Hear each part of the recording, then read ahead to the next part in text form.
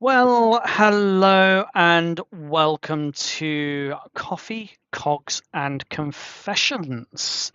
Tonight we have a wonderful lineup. Well, hello and welcome to Coffee, Cogs and Confessions.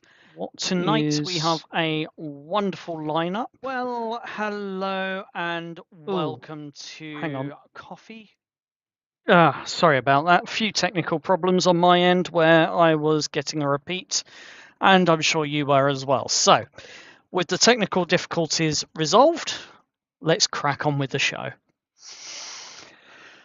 Welcome to Coffee, Cogs and Confessions, where the coffee is hot, the machinery is louder than the guests, and nothing said here is admissible in court. Prophecy or memory lamp tonight. We stay with the newest chapters, a private commission that brought Aura home from St. Barrow's Annex, and a court where truth bloomed, Sienna was declared free, and Aurelian was called back from death. Each character speaks only from their own story, and you may pass on anything. No masks, no dice, just friends, fire, coffee, cogs, and confessions. Now, before I begin, we do have one guest that is with us, and the player plays the character Maeve in City of Veridia on our Tuesday night games. And I would just like to say hello and a warm welcome with you first, because I know you have to depart us shortly. Goodbye. Thank you for the invite. You're very, very welcome. I hope your coffee has been poured. Tea, but yes. Tea? All the same. Caffeine. It's all the same. Distinction. So, let's start with something light to begin with for everyone. And I think what we'll do is just quickly cover the two most recent story windows from both sides. So, on the Dice and Destiny side of the coin, we have James and Victoria Cambridge giving the party new clothes, professional roles, a private commission cover, and Captain Sorrell, who saw the group Milo before they left. A transfer notice that revealed Aura was being moved to St. Barrow's Annex before the third night bell, and that the writ considered her divine trace useful. And we also have a delayed letter, a bottle of whiskey that carried the party through the checkpoint to Lord Whitestaff, whose diverted shipment gave him a reason to act. And then the deadline became an operation for St. Barrow's Annex, which ended with Aura being recovered and some sights being seen. In the City of Veridia, on the other hand, we had the Museum of Civic Memory, displaying an official version of the tea leaf disturbance that blamed the cadaver crew for choices and deaths that were not theirs. Maeve's Jasmine secured the Archfae's help. Blossoms answered honest testimony, while lies made the growth wither. Although that part was never actually seen because the civic witness decided it had enough of the lies that it kept getting told and forced to feed to the world. And it broke free and then took charge in of the statue, where you then went into combat. It was at that point that Aurelian died, and yes, was then brought back.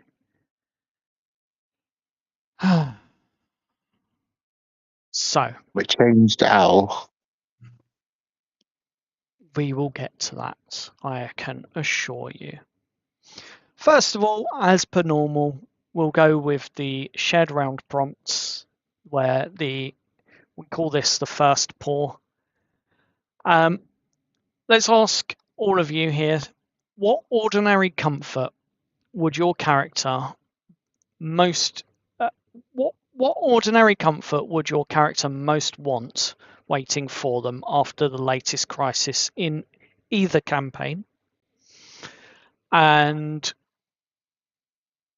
what would you be willing to pay for it?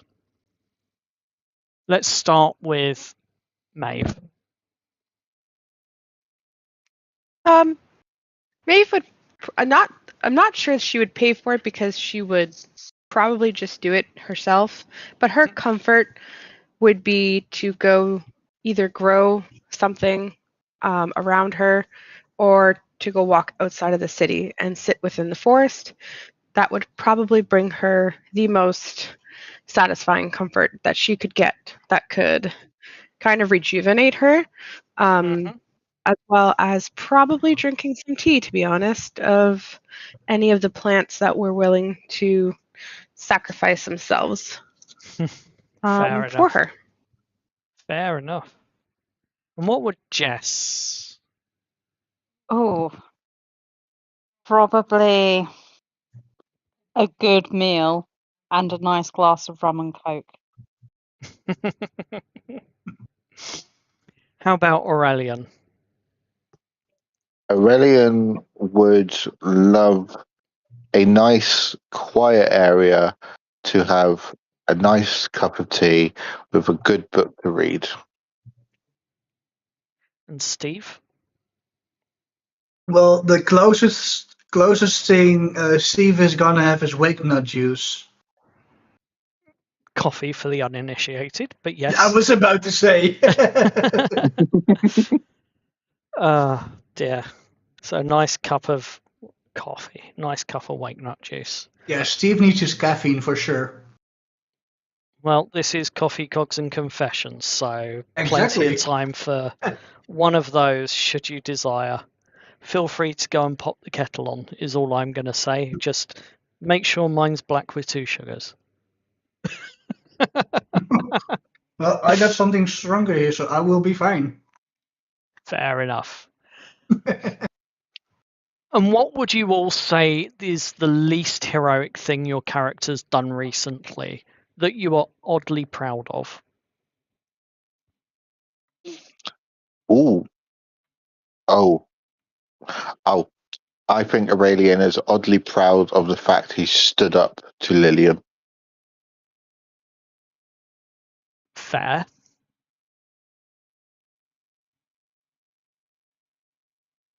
Anyone else want to answer that one? For Steve, it's a bit earlier in the campaign where he used Thunder Wave to attract the guards. Okay. Maeve? I would say she's oddly proud of it. She was oddly proud of it at the time, but after she found out what had happened, she didn't feel all that great about it. It would have been when she was able to get the saplings out without harming them. She was able to fade out and get them out and get them back protected. But then she would have been slightly more upset that her friends were in danger while going. So it was kind of like a both pause in of a happy / slightly upset kind of thing. Fair.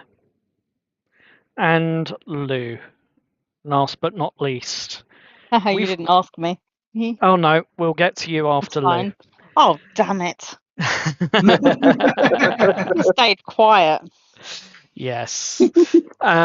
Lou, you have 2 characters that are here for Coffee, Cogs and Confessions tonight. So let's start with Sienna. What is the least heroic thing your character's done recently that you are oddly proud of? We're starting with Aura or Sierra? Sienna. The least heroic thing that I'm all. Oh, what a question. Honestly, it made me so happy, and this was in session, when I was able to use Sienna's charms to persuade. Like, that was such a thing that I wanted to make a big part of her character once I decided her character was going to be a flirt. That I was like, I need to seduce at least one person into becoming an ally. At least one. And I did. And I was so happy about it. Omega had me in his messages. He's not here right now, I don't think. No, he's not in tonight. But he had me in his messages being like, I did it, I'm so happy. Woo! Awesome. I was very chuffed with that. So, with the first pour of the coffee, we also get some of the cogs. And what I'd like to ask you all, as this is just the warm-up rounds, is what official version of recent events does your character most refuse to accept?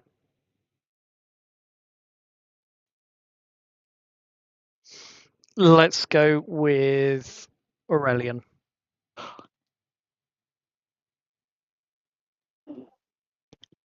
I think Aurelian refuses to accept that he did die.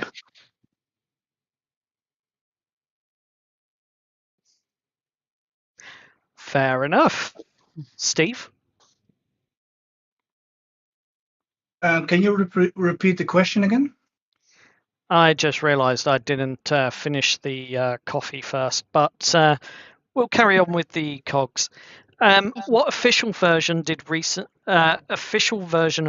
events does your character most refuse to accept? I think for Steve, it's the reality that if he were to come back, everything he knew would be gone. Ooh. What about Maeve?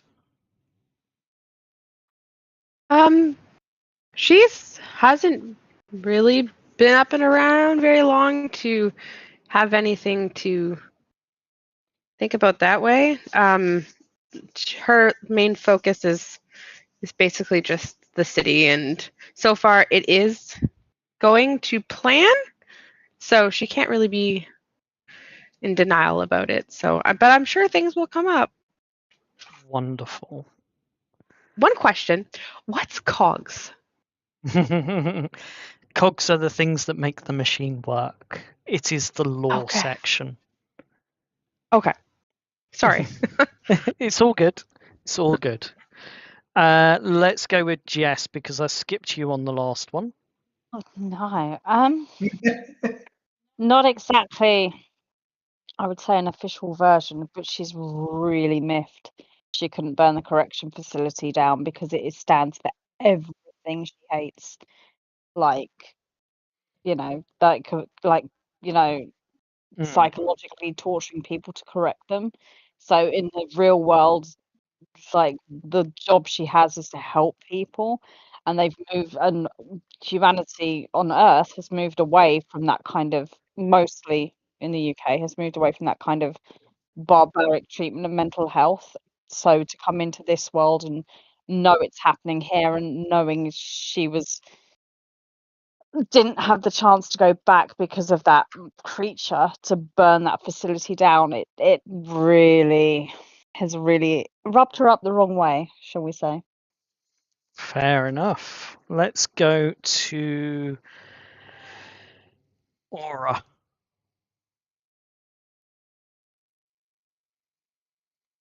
Oh, Aura. I had an answer for Sienna, and I don't have one for Aura.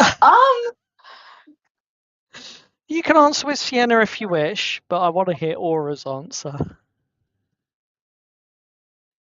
I think she refuses to accept that she is now essentially a vessel. She is desired for one thing and one thing only, and that is her connection, rather than what she used to be desired for, which was her strength, her work ethic, her passion for what she is good at. People don't want her for that anymore, and she's now in danger for something she held so personal. because her religion was really personal to her. She didn't express it outwardly as much, and now it's something that she's known for, and it's not something she can really wrap her head around. Interesting. So let's move on with some of the more intricate questions, and we'll start with Maeve. So going back to the beginning here, we'll pour the coffee first. For context, Maeve recently offered the first jasmine brew freely to the Archfey, secured help that made Blossoms answer truth and lies, and accepted responsibility for guiding the garden's routes through Veridia, as well as gaining the legal protection for plant life in the city's structure. Obviously, that is subject to inspection and structural integrity, but nonetheless, it's been agreed that that has been protected now, legally. So, to start off, let's settle the matter officially, shall we? Were the jasmine saplings stolen, liberated, rescued, or subjected to hostile horticultural relocation, in your opinion? In my opinion, they were freed. And actually, going back to what you had said before about missing out on something, Maeve was quite excited to go to the to be like questioned on the stand. She had everything set out. She was quite prepared never to lie, but to make sure that everything was set out. They were not stolen because you cannot steal something that doesn't belong to somebody else. They were never theirs. He probably stole them. She merely is protecting them so that they can flourish and be free to do as they wish. If they had ever spoken to her and asked to go back into the forest or anything, she would quite gladly bring them back. But yeah, she didn't steal anything. She freed something. She liberated them. Yep. Awesome. You recently threatened to choke Aurelian with flower petals if he moved. Was that a genuine threat or simply firm gardening advice? It wasn't a threat. It was more of a promise. It was more of a you mess with her or the things that she cares deeply about, and she will just make sure that he feels those things that she cares deeply about throughout his whole being. So it wasn't a threat. It was merely a promise. Let's frame that as firm gardening advice then. But now that the first jasmine brew has been served, who in the cadaver is the least qualified, in your opinion, to make the second pot? Any of them. Hey, Sienna's perfectly capable. Oh no, she wants, unless you are Fae and with the druids, she wants anybody to touch anything of hers. That's a hell no for her. It'll be implanted in the soil if you ever tried to go upstairs or downstairs and trying to ruin anything of hers. Oh god, she would lose it. You would. has. Are you saying that if anyone tried to touch the jasmine tea, that you would make sure they were fresh fertilizer? If they tried to harm it, yes. If they have ill intentions. And it's not something that she would have to know because, for the most part, the plants know. The plants can also sense the people around them and their intentions, for the most part. And all they have to do is call out to her. Okay. That's interesting to hear. So now we'll move on to some of the cogs. I hope you're ready for these. Oh boy. Lillian promised that any repercussions that were meant for your character, Maeve, would fall upon her instead. Did accepting the civic mark prove affection, the contractual reliability, both? How did that come across to your character, and how has seeing the result of that, how has that made your character feel towards Lillian herself, the fact that she sacrificed what she did? She was pretty eerie about Lillian at first, which is why she just didn't sign the contract at willy-nilly, and she made those modifications. It did go a long way for trust for her when Lillian did that. It also went a long way when she had a discussion with the Archfey. And when she said that Lillian was one to be trusted and fair to as well. So that's been an upgrade in Maeve's books. So she's not so much wary or in disbelief or questioning her actions. So going forward, she's much more gentle and easy about Lillian being around. Wonderful. That's very, very interesting to hear. In terms of her being easy to be around, continuing on the subject, and the fact that she is much more trusting now of Lillian, do you feel that Lillian is... What do you feel now that Lillian's role is, now that that has been accomplished and that she has kept her promise? And how does your character feel about now having her kept that promise?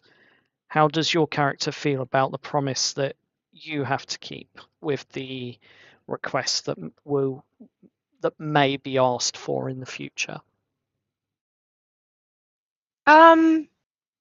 I don't. So she's, as I said, she's pretty easygoing with Lillian. She still, and she trusts her, but still in the back of her mind, even though like she trusts that she'd continue doing what she's already doing, and for the rest of the party.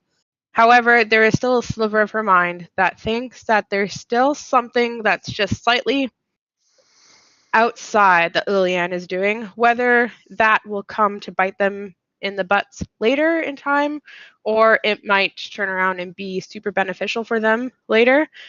She's not quite sure. Like that's still like a little bit kind of like that there's like a bigger plan for her in like the long run. She can't quite figure out what it is, but it is there. And then, sorry, what was the other question? How do you think you're... To be fair, I think you actually answered both parts of it. Okay. It's one of those types of questions that was deliberately left open and leading. Okay. Yeah, she's like I said, she's trusting, she's easygoing, but she still feels deep down that there's a sideline mission, and she knows that she'll continue on. She's kind of hoping that if things do go sideways with Lillian, because she knows she's strong, she would never walk over Lillian because she knows that she can basically one-off them with no issues. But at the same time, with her standing, Maeve standing with the Archfey currently, whether that changes in the future, we'll find out. But she feels there's a certain protection around her for some things. That if there was, something catastrophic to happen, that she might, or she's more likely to step in to help Maeve. because there is something that the Archfey wants and needs, right? So it's a give and a take thing. It's not that Maeve is her favorite and, blossoms. The Archfey has a purpose, and she wants that purpose to be finished and dealt with so that she can get what she wants. And in order to do that, she kind of needs Maeve. So to keep Maeve alive right now is a beneficial thing, whereas, maybe come time later that might be less beneficial, and then Maeve would be a little bit more wary about things, if that makes sense. That makes absolute sense. So one of the things that was mentioned was that you used the final agreement to secure protection for the plant life growing through Veridia's buildings. Was that a small concession or the first real legal victory for the garden, do you reckon? I think it's just the start, especially after her conversation with the Archfey and what the Archfey wants to do going forward. Maeve's a little bit in her head about being in charge of the city growth stuff, if they can finally get to that point where the roots are able to come through and the city is brought back to what it was, or what it wants to be. But it kind of like leads up to that. So the first order is to protect all of the plants and the roots. And as we had seen beforehand, when they were talking, they were like, we need to destroy this because it's a hazard to like everything. Even though they couldn't tell it was structurally like not sound. She had that feeling where they would see roots or trees or anything, and they would just wipe them out. They would burn them, they would cut them, they would get rid of them, because even a flower inside the city of Brass would be detrimental to the city, right? So with this step, at least now, she has the protection of her plants and her trees and her roots and her everything around that. That's the first thing. They promise that they cannot, like, they will not destroy anything for structure-wise. So as long as that stays like that, then Operation Take Control of the City is underway. Excellent. You're going to have to find a better name for that operation, and I'll leave you and the players to discuss that in time. But for now, I think it's time to start moving to the confessions for your character.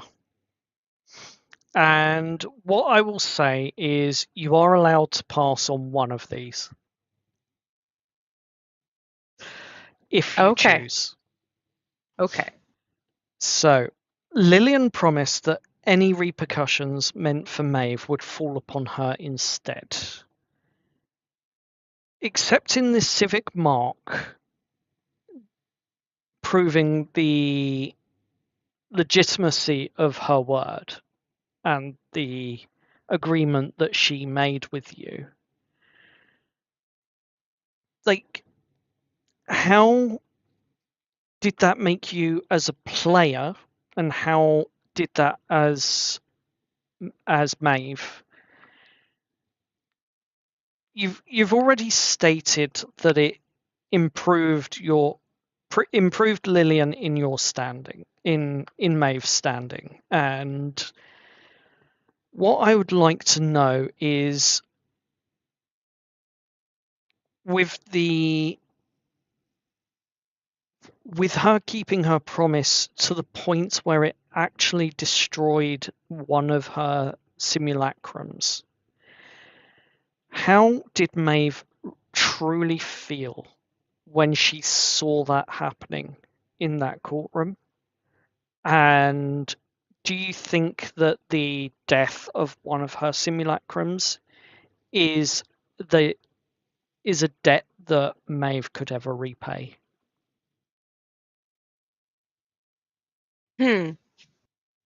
At first, when they were talking about the bracelet, Maeve and then Lillian started. Maeve was ready to just say she'd take the bracelet. She wasn't going to use magic because she obviously had the knowledge that the Archfey was going to step in if need be with the help that she had offered. So she wasn't planning on using magic, so she had no issues taking the bracelet. And then when she's seen what had happened to Liliane's doppelganger, I'm not the simulacrum. Simulacrum. Yes. She was quite upset. She was grateful that she did not speak up and kept her mouth shut, and B, that she had a feeling that Liliane knew what the bracelet was and what it would possibly do, and that she did step in to hold her bargain, because the whole point of the bargain with Maeve and Liliane, for the most part of the party, it's legal matters.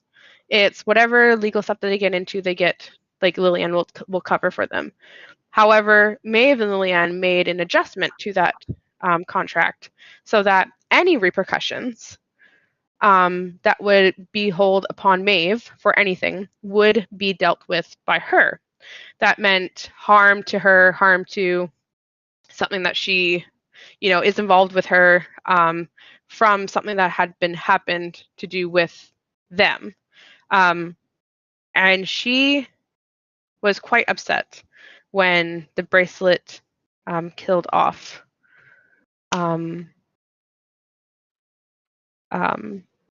being, and I will not remember that. I am so sorry. And gratefulness that she probably hadn't felt in something that wasn't something to do with the forest. So she is a part of, the druids, the fae, all of the creatures. Everybody else, especially within the city, she has a slight distaste for, and her level of caring is minimal with them. Even parts of her party, she cares for them, but there's only so much that she can give emotionally, as until they prove that otherwise, that they are pro wood, basically. And that made a difference for her, and that upped her emotional response to Liliane because of that. Interesting. Would you say Maeve trying to help Veridia remember the forest? Is Maeve trying to help Veridia remember the forest, or is she intentionally going through the motions of slowly replacing the city with the forest? What would be the more accurate statement, and why? She's not looking to destroy the city, which is pretty much what it would be if she was to want the forest to take over. She just wants cohabitation. She wants a place that other people within the city, all of its occupants and people around, to know the love and affection and happiness that she and the others feel with the forest. And she just wants it to cohabitate with the city of brass and the forest of flowers. So another thing was that Cain's divine sense found both fate influence and something undead within you.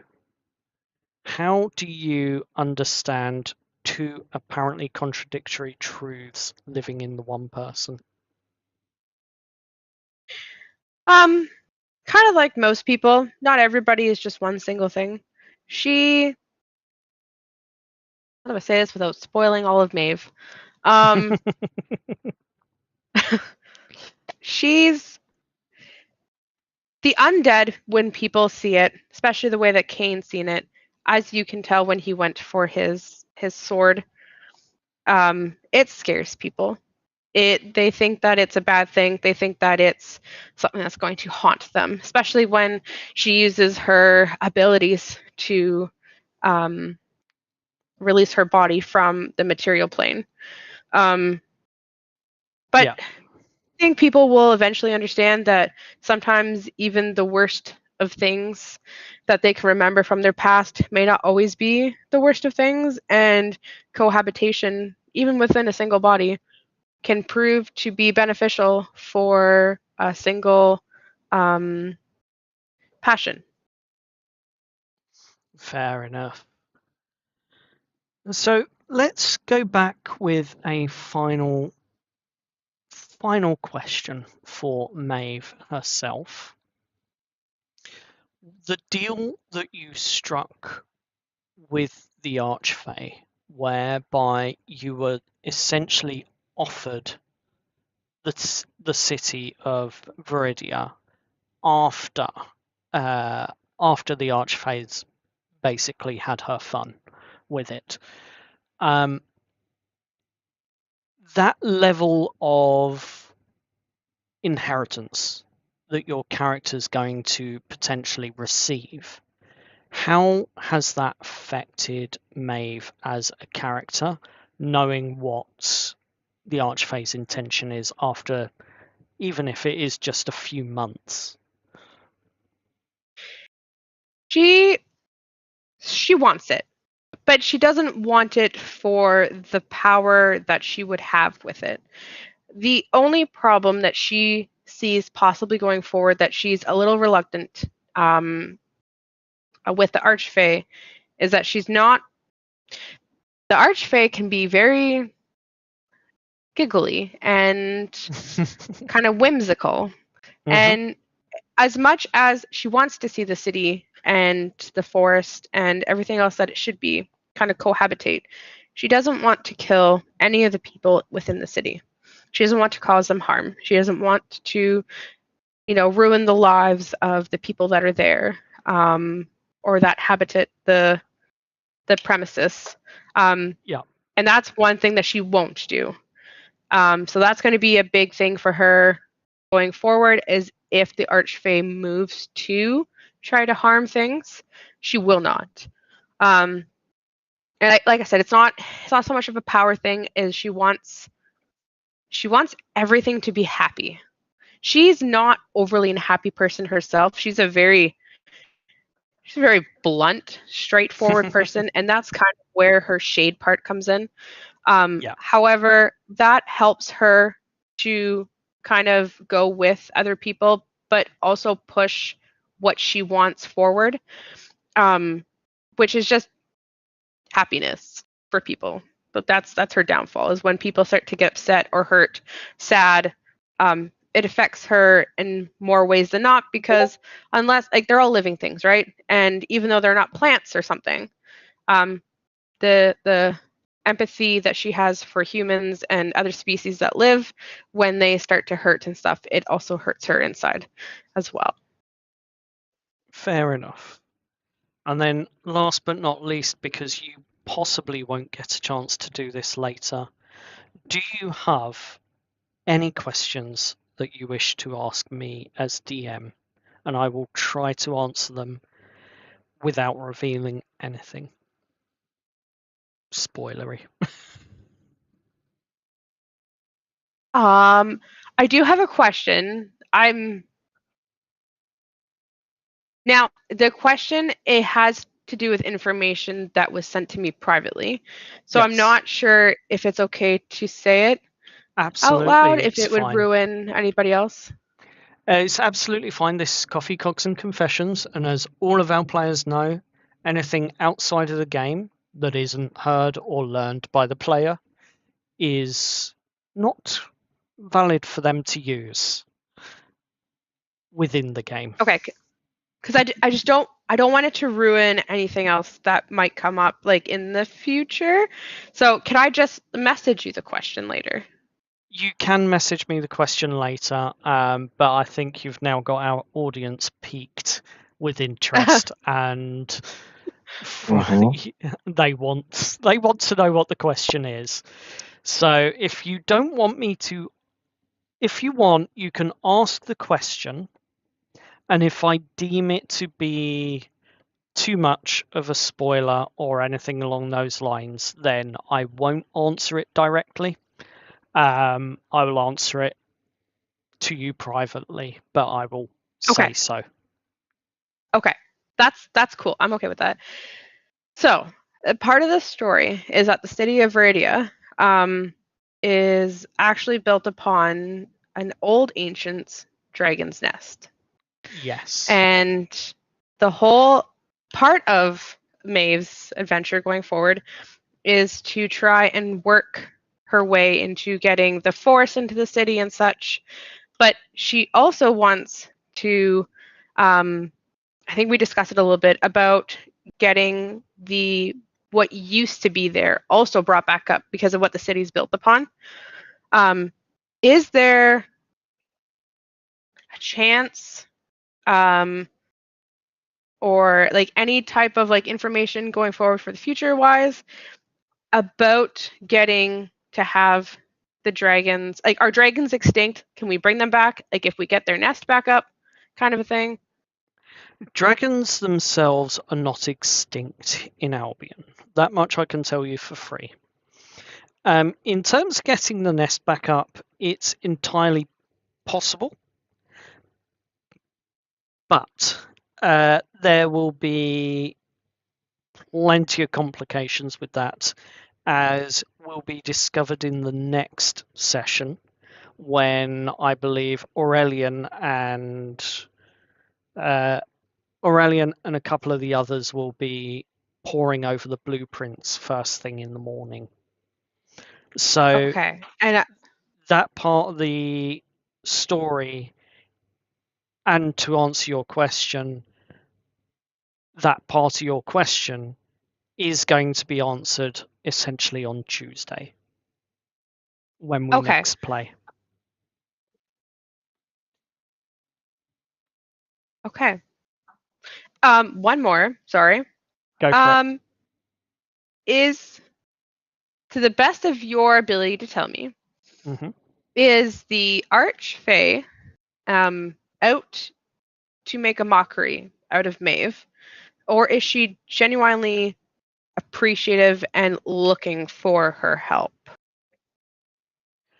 The Archfey herself, although she has a presence in the City of Veridia, she doesn't have access to a lot of the areas because she doesn't have a garden. She doesn't have nature in which she can extend her reach and her song.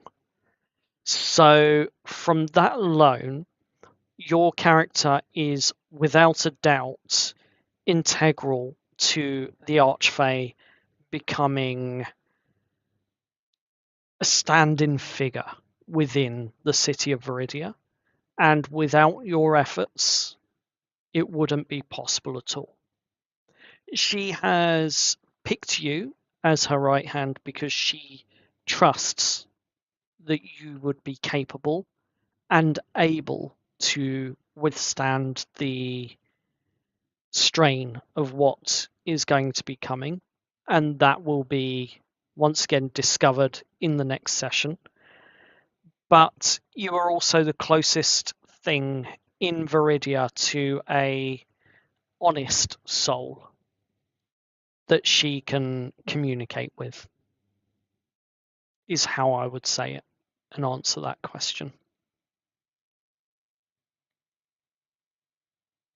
Okay. That's all fun information for next week. Honest Fey soul, I should say. But yes. So with that, we are going to go back and reset a little bit. And we're going to go over the second pour, which will be slightly more relaxed, slightly more light-hearted, and a few simple questions back and forth between myself and the players and their characters. And we'll start off by asking the players what they want to ask me.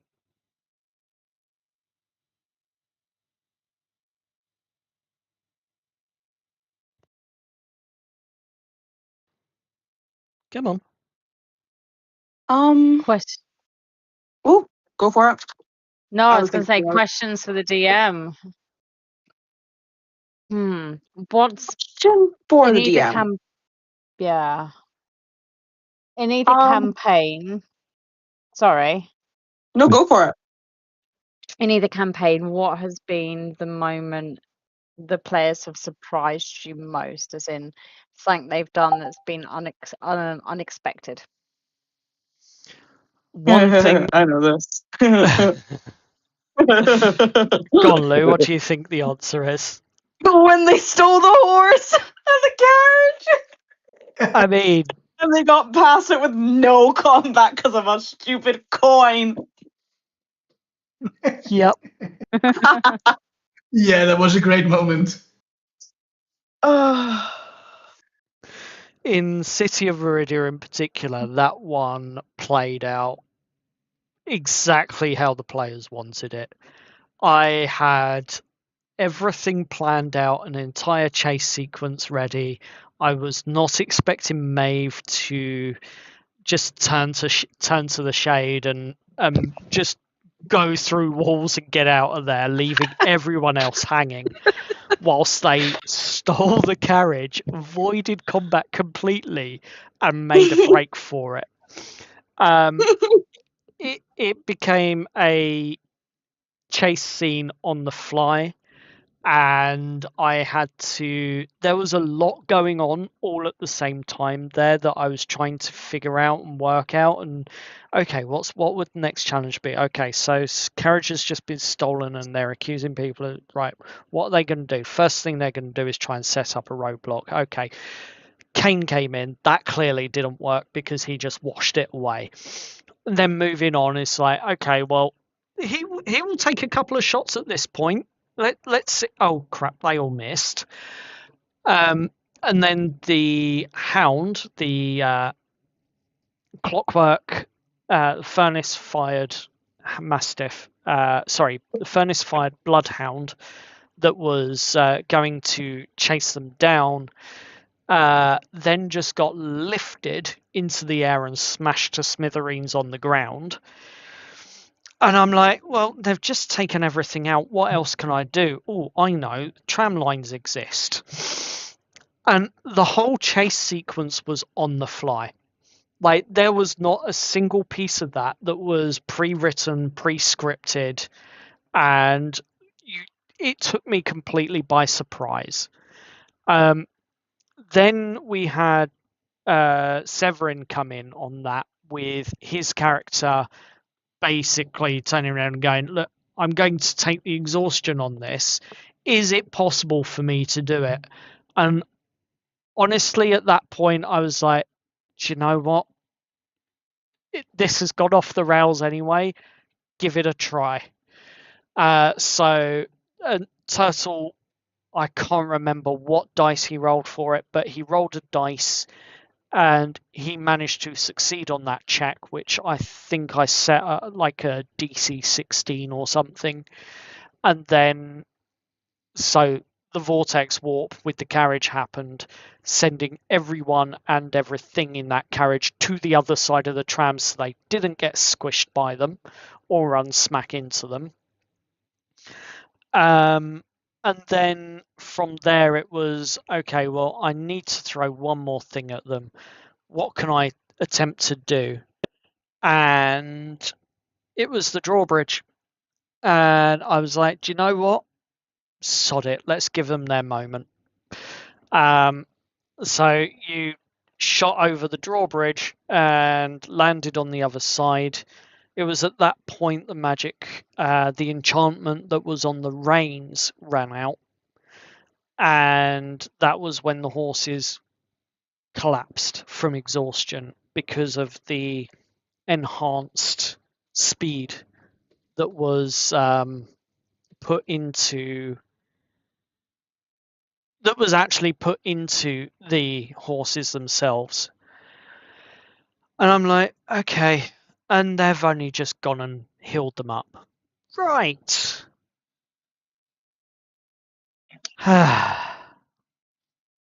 So yeah, I would say that has been the most shocking moment. Bouncing off of that question then, Yes. what has been the most shocking dice roll result from anyone that you've had to deal with. Oh my god. So you know that moment with the statue in the civic witness when the contamination exited the crystal, the civic witness itself exited the crystal, and basically the purple entity entered the statue. Yeah. Do you remember? I know Lou remembers, but do you remember, Flaps, what the first combat hit dice roll was? No.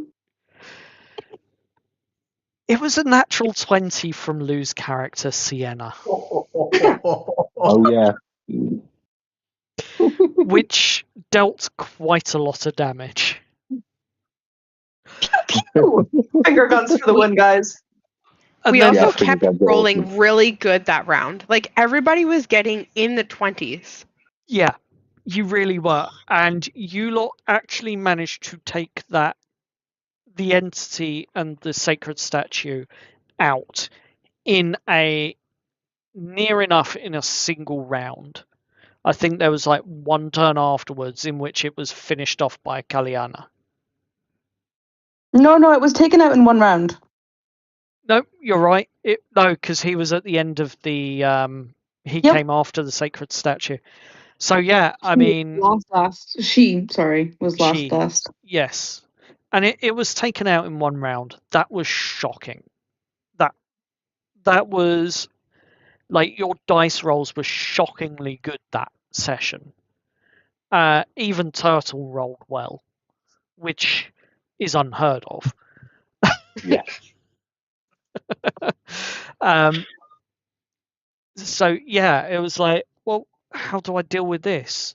And then when I rolled the triple your damage, triple your max hit points for the damage. Yes. Now, admittedly, I didn't rule that properly. So that should not have killed you outright. For one simple reason, under both of the rolls that were done, neither of them doubled your hit point max. So technically, you should have just been unconscious with a critical fail on your death saves, i.e. 2 lost death saves. But well, I'll give you the death because you were excited. Everyone in the party was saying, oh my god, that's triple. Everyone kind of unanimously agreed that you were dead. I did. I saved you. I played God. And I ruled with what the party wanted. You smushed my bird. And yeah, we smushed your bird, and then Sienna brought you back. So, and we'll get to that shortly. Ooh. That's not terrifying. Does anyone else have any questions? I got a fun one for you. Is it my internet or is it Metal's? What internet? Probably yours because we can hear Metal. Yeah. Okay, that might be yours then. Sorry, mate. So, I got a question for you. Yes, go for it. What moment did you found Steve very annoying? What moment have I found Steve to be very annoying? As in like. Go on. As in, like, what made you think like, oh, I'm going to try to down him for sure, like that kind of moment. Steve hasn't really given me any moments like that. I mean, secretly as a DM, I'm hoping that you will create your own moment to down yourself. Oh, there's going to be a few, I think, considering what spells I took. So I'm looking forward to you being the cause of your problem rather than me causing you a problem. Oh, If you need considering what any advice, sorry, Say that again. Go on, Flaps.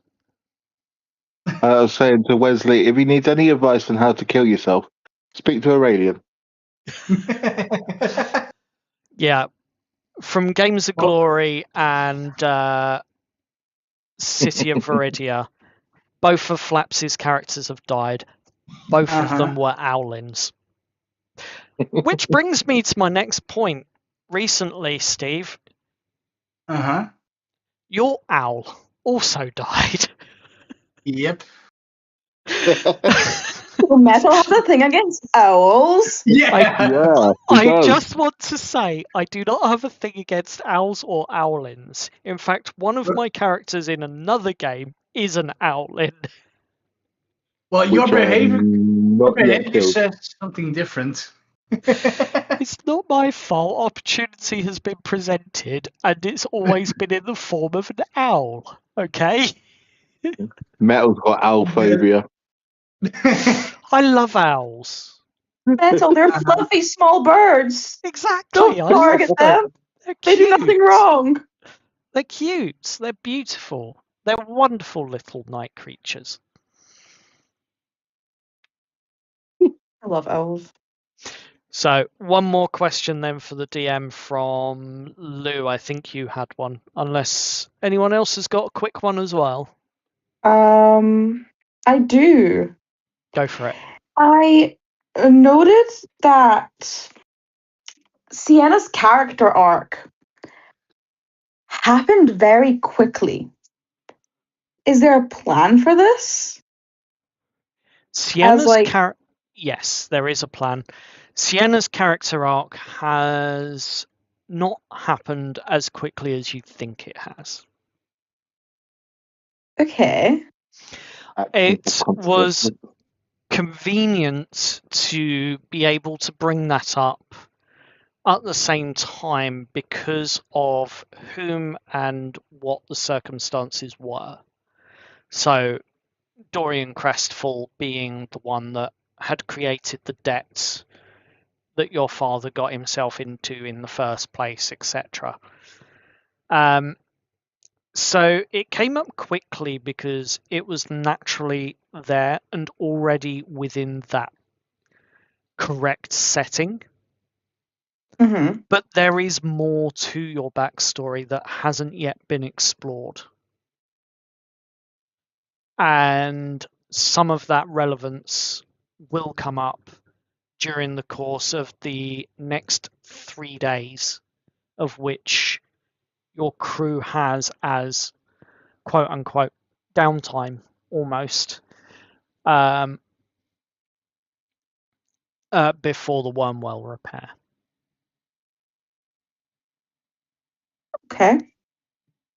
So Interesting. your story has not completely concluded yet. And what we got was just the introduction. Interesting. As it involves a certain organization. Aha. Ooh. Intriguing. Understood. So with that, we are going to move on now. So, coffee, cogs, and confessions. We're going to move to the Of Dice and Destiny setting for the moment as we begin to prepare our goodbyes for Maeve, as I know that you need to make a move now. Bye. Bye. So Bye-bye. we shall see you on Tuesday in City of Veridia. And Wednesday. That's something else. Yes. Bye. In the meantime, Jess, Hello. we're going to move to Of Dice and Destiny now. Oh, And no. let's give some context here. We begin at the Tailors of Cambridge and end after Aura is recovered from St. Barrow's Annex. There's a lot of earlier campaign history that I've deliberately excluded because a lot of it has already been spoken about. But if we go to the Tailors of Cambridge first, Victoria correctly understood that the skirt was never going to happen, nor was the dress. Which part of your tailored professional problem look did you enjoy more? And which part of it would you say you enjoyed more than you would ever admit to? That is a really tough question. Oh, this is supposed to be the coffee pour. This is the easy part. Yeah, but Jess, like Victoria relented to Jess and let her have some tailored trousers. So I'd say her suit was quite masculine, combined with her long hair, which she kind of pulled back into a really tight kind of businesswoman kind of hairdo. So, you know, I think she did lean into that, especially with that amazing Nat 20 persuasion. Fair enough. At the checkpoint with Penn Willis mistook your failed glare for flirting. And what was worse, the intimidation roll, having to stay polite. What was worse, the intimidation roll, having to stay polite, or him calling you charming? Him calling her charming. She is asexual, so she has no interest in any relationships, anything sexual, anything flirting. She's kind of repulsed by that whole kind of idea of things, hence the reaction to being accused of flirting with Brock when she thought she was just being friendly. So probably being called charming would have been like a big ick, like, ew, no. This is not what you think it is. So next part of this is that you introduced yourself as the administrator responsible for keeping the private commission in line. Who made that cover identity hardest to maintain with Lord Whitestaff?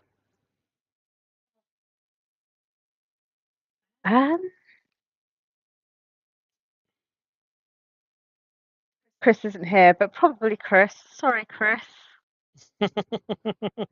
Because everyone else kind of has that kind of look of being magical, authoritative, whereas Chris kind of styled themselves as a herbalist, I believe.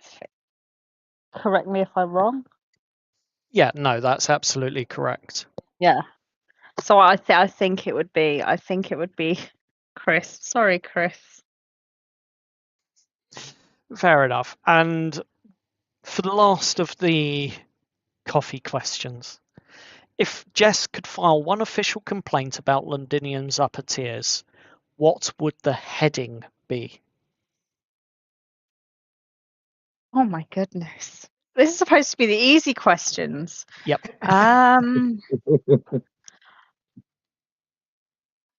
The kidnap and unethical treatment of citizens of Londinium. Okay, interesting. I think that sounds pretty official. Fair enough. Let's move to the cogs then, shall we? Waiting. Hey, there are other Dice and Destiny players here. Why are you picking on me? Oh no, after you, I'm picking on Aura. Fair enough. No. So, the description of St. Barrow's Annex turned Jess's psychology background into immediate fury. What made the Annex personal to her rather than simply being, oh, it's just another black glass operation? I think it was the description of what they do to people. The way it was described was like a Victorian asylum, or Victorian, I would say, up until probably, I think, from my own knowledge, I think they stopped lobotomizing in the 1960s. Fun fact, as an actual person, my uncle was head matron in an asylum near us here, and he was one of the kind of first pioneers of ethical treatment. This is IRL. So he was one of the first pioneers of kind of ethical treatment and holistic treatment for patients. Fun fact about me. So I think knowing the kind of history of I'm studying psychology myself as Mrs. Metal, and having to delve into that history, knowing what they did to people, lobotomizing, electroshock therapy, which admittedly is still used today in extreme cases but with consent, and this was unconsented. Jess, knowing that and knowing that even though she's a trainee, she's obviously gone through university, she's gotten that now in kind of community mental health teams, dealing with patients holistically, with therapies, with medication and things. So the idea of going into St. Barrow's Annex, knowing what they do to people after her previous studies, just brought fury. Like she was furious. And I think obviously as a player, having that psychology background and knowing that background, I think the DM kind of leaned into that. So a bit of myself kind of bled into Jess there, as in, yeah, I want to burn this. I want to burn this shit to the ground. You know, this is horrendous. I got fireball now. But Jess went back to literally, she went about back. She was at the back of the party as they were leaving through the sewers. She went back. She figured, you know what, sod this, I'm going back. I'm going to use my jet lighter. I am going to set fire to all the bedding. I am going to burn this to the ground until big purple monster. Tentacles. And then she was like, actually, this is a really bad idea. I'll save this for a future day. Mark my words, if Jess can kind of find a way back to burn that place to the ground, she will. She Again, will, even if you need Steve's fireball, just ask. I think it would be a mission that could potentially end Jess if she actually did that, because she's not thinking. Yeah, she's not thinking kind of rationally at the moment. She's led by fury. But if she could go back and kind of right that wrong, rather than the panic of the moment of we need to escape now, where like then she kind of realized afterwards, oh, actually, hang on, I had a plan that Lord Whitestaff said, yeah, you know what, if you want to, do whatever, as long as like most people get out, if you destroy the place, it's fine. And then she kind of remembered that retroactively and was like, yeah, I'm going to go back and do that now. And then purple tentacle monster thwarted the whole plan. Purple tendrils is tendrils, whatever. Exactly tendrils. how it was described. Yeah, well, tendrils. From what Jess saw, she only saw like purple tentacles. So that kind of, yeah. But if she could go back and right that wrong, she would absolutely do it, and she wouldn't care about the people above in the administrative areas, regardless of what Lord Whitestaff had said. Yeah. Fair enough. So we'll move on then, because some of that was pretty deep, to be fair, rather than lore. So let's just ask you then, once you'd seen St. Barrow's Annex for yourself, what did the reality confirm or overturn about what James and Victoria had told you? Oh my goodness. It confirmed everything they said. Absolutely everything. Hence I want to burn this stuff to the ground, and hence wanting to go back and do that. 100%. She's not happy. She wants to destroy them. If obviously, I don't know how much we know if it's related to Black Glass Rit. Do we know it's completely related to them now, or is it just Yes. kind of a side thing? Absolutely. So if we know that, then Jess is going to be like, she wants to destroy them. Fair enough. So one of the things that was discovered in the Black Glass Rit outpost prior was the concoction of the black glass dust and the embalming fluids. At the moment when you saw that purple tendril, had that knowledge from the previous session in the campaign occurred to you or your character, would you say? Nope. She just wanted to get the F out of there and quickly. Fair enough. So moving on then slightly. After Aura was recovered, what would you like to have asked Aurora the most, but has deliberately what have you deliberately chosen not to ask her? Oh, I'd want to ask. That's really hard. Oh my goodness. I don't want to re-traumatize Aura if I could help it, but at the same time, I want to know what if they've hurt her in any way. Yeah, if they'd hurt her in any way, but without re-traumatizing her, I would say. Yeah, I can't. That's a really hard question. Fair enough.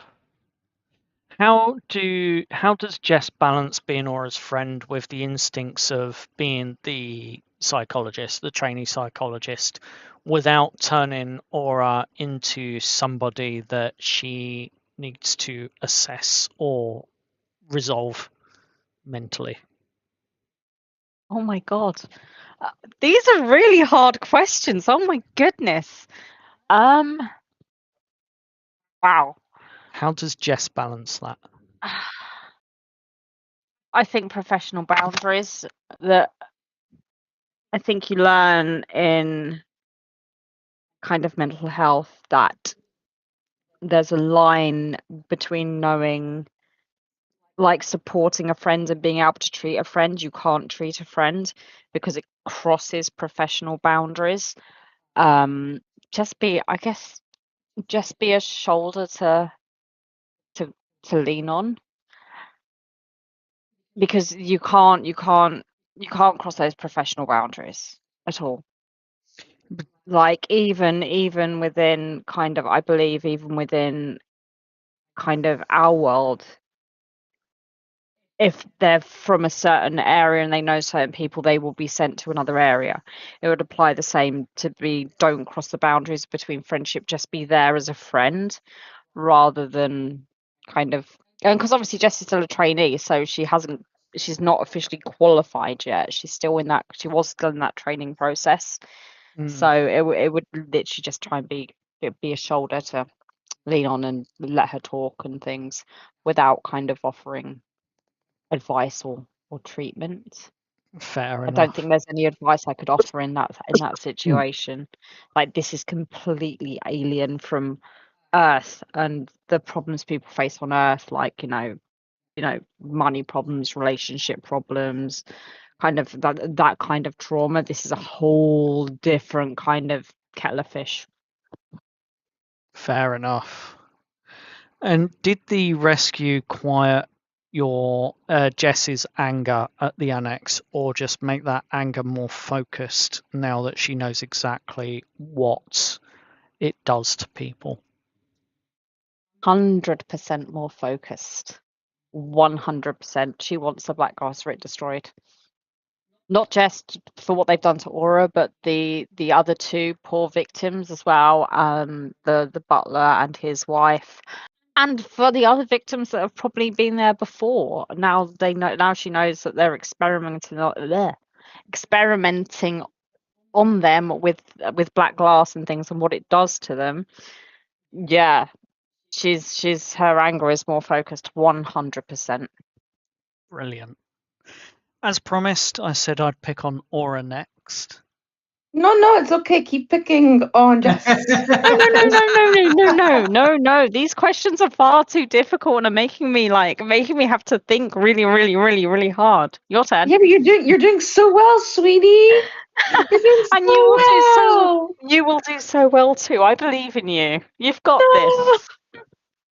I believe you've got this, Lou. So, the Rick classified Aura, for context here, the Rick classified Aura as an unregistered female with a confirmed divine trace. The transfer instructions prioritized restraint and verbal suppression, warned against soil, seed, living root, and open chapel grounds, and ordered that your hands were not to be damaged. So that's the context. Once Aura was finally out of St. Barrow's Annex, what ordinary thing does Aura want to do first? I mean, obviously, we've gone through the clean clothes and you've got a new outfit. But what would be the next thing that you'd want to do? See the sunrise. See the sunrise. With Milo, I assume. Yeah. Which reunion reaction from the group surprised you the most? Chris? How so? Chris and Aura met when they were younger, and they have known each other for a very long time. And she thought they'd pity her in the state that she was in, but they didn't. It was a nice seeing you, boss. She's still their boss. She's still, to them, a person they can rely on. Mm-hmm. Even though in that specific situation she was relying on them for her survival. Fair enough. It shocked me both in and out of character. I did not expect it. Fair enough. If Aura could choose one place to recover for a full day, would it be a field, a chapel, the tailor's back room, or somebody where nobody could ask you another question? Tailors of Akram. Tailor's back room. Backroom. I thought you said Akram. I was like, where the heck's that? A field. A field. Some mooing cows. The mooing cows are essential. And what was it that you noticed the most has changed about the others whilst you were gone, since you've now you're back with them again? What's the most noticeable change of the group that you've seen so Their far? acceptance of death. They all accept death so easily in comparison to Aura. They seemed a little sad when one of the people passed away. Aura was distraught. Aura was having a mental breakdown on the floor, trying to collect the pieces of this body that had turned to sludge. And these guys were like, we got to keep moving. And she was like, a person I have been tortured with for the past few days has just died in front of me, and you're not batting an eye?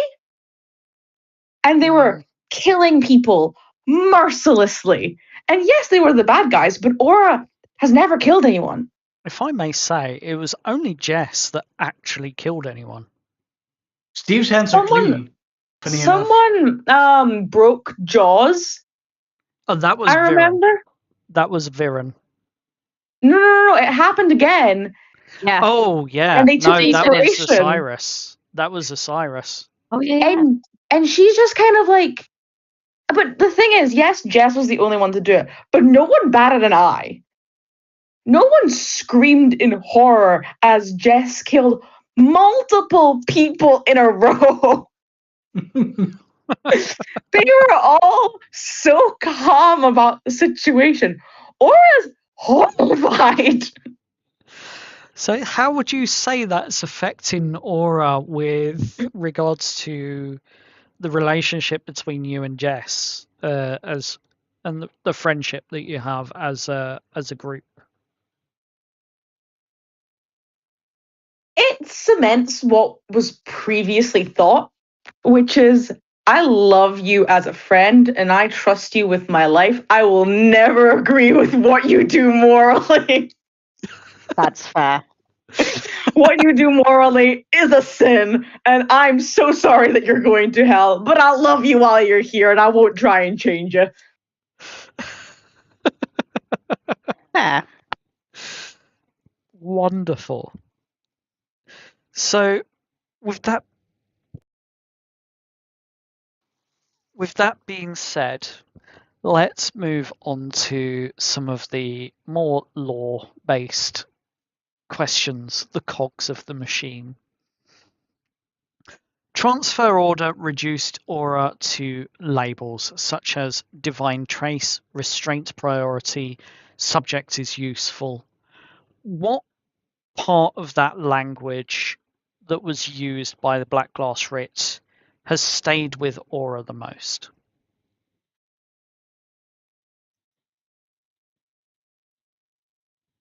I remember it being mentioned not to aggravate her.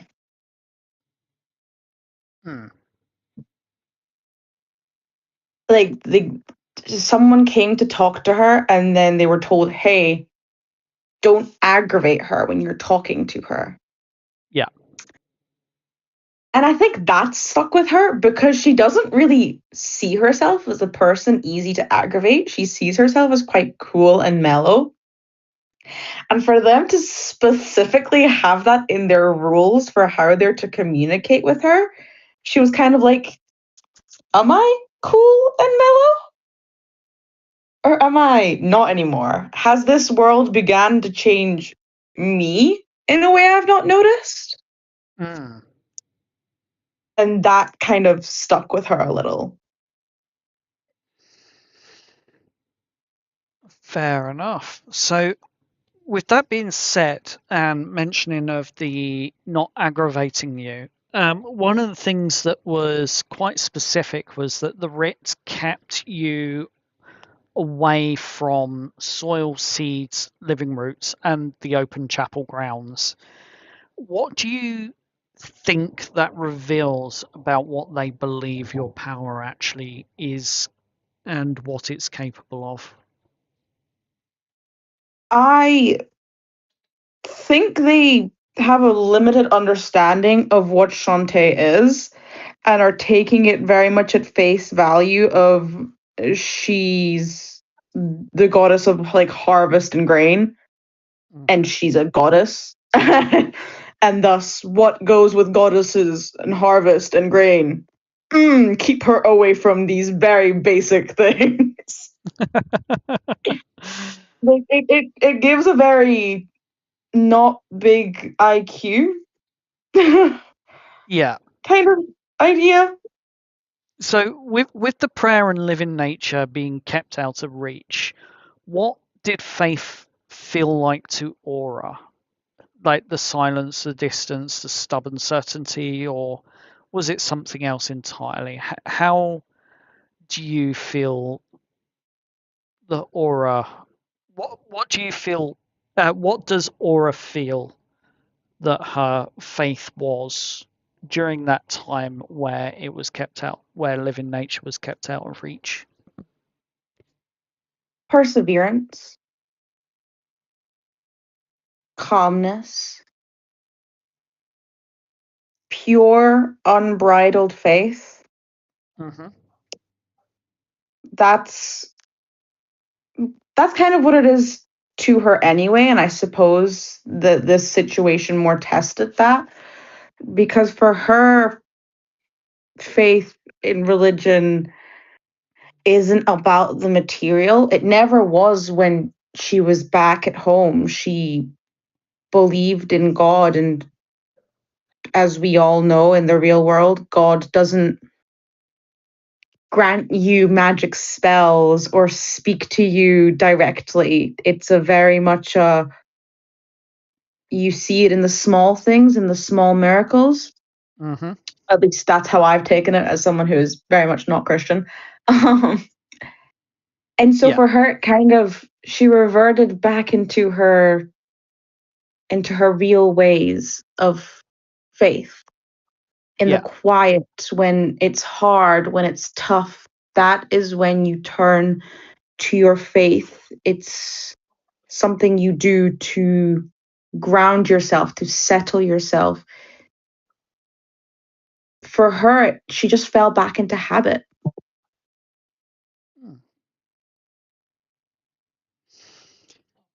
So one of the things that Aura that happened during the whole sequence whilst you were being tested and experimented upon, half of which you are unconscious or not awake for, Aura chose the prisoners before your own escape. And during the captivity, was there any moment during that time when you questioned that choice? Would you repeat the first bit of the question again? Aura chose blank. You cut out for me.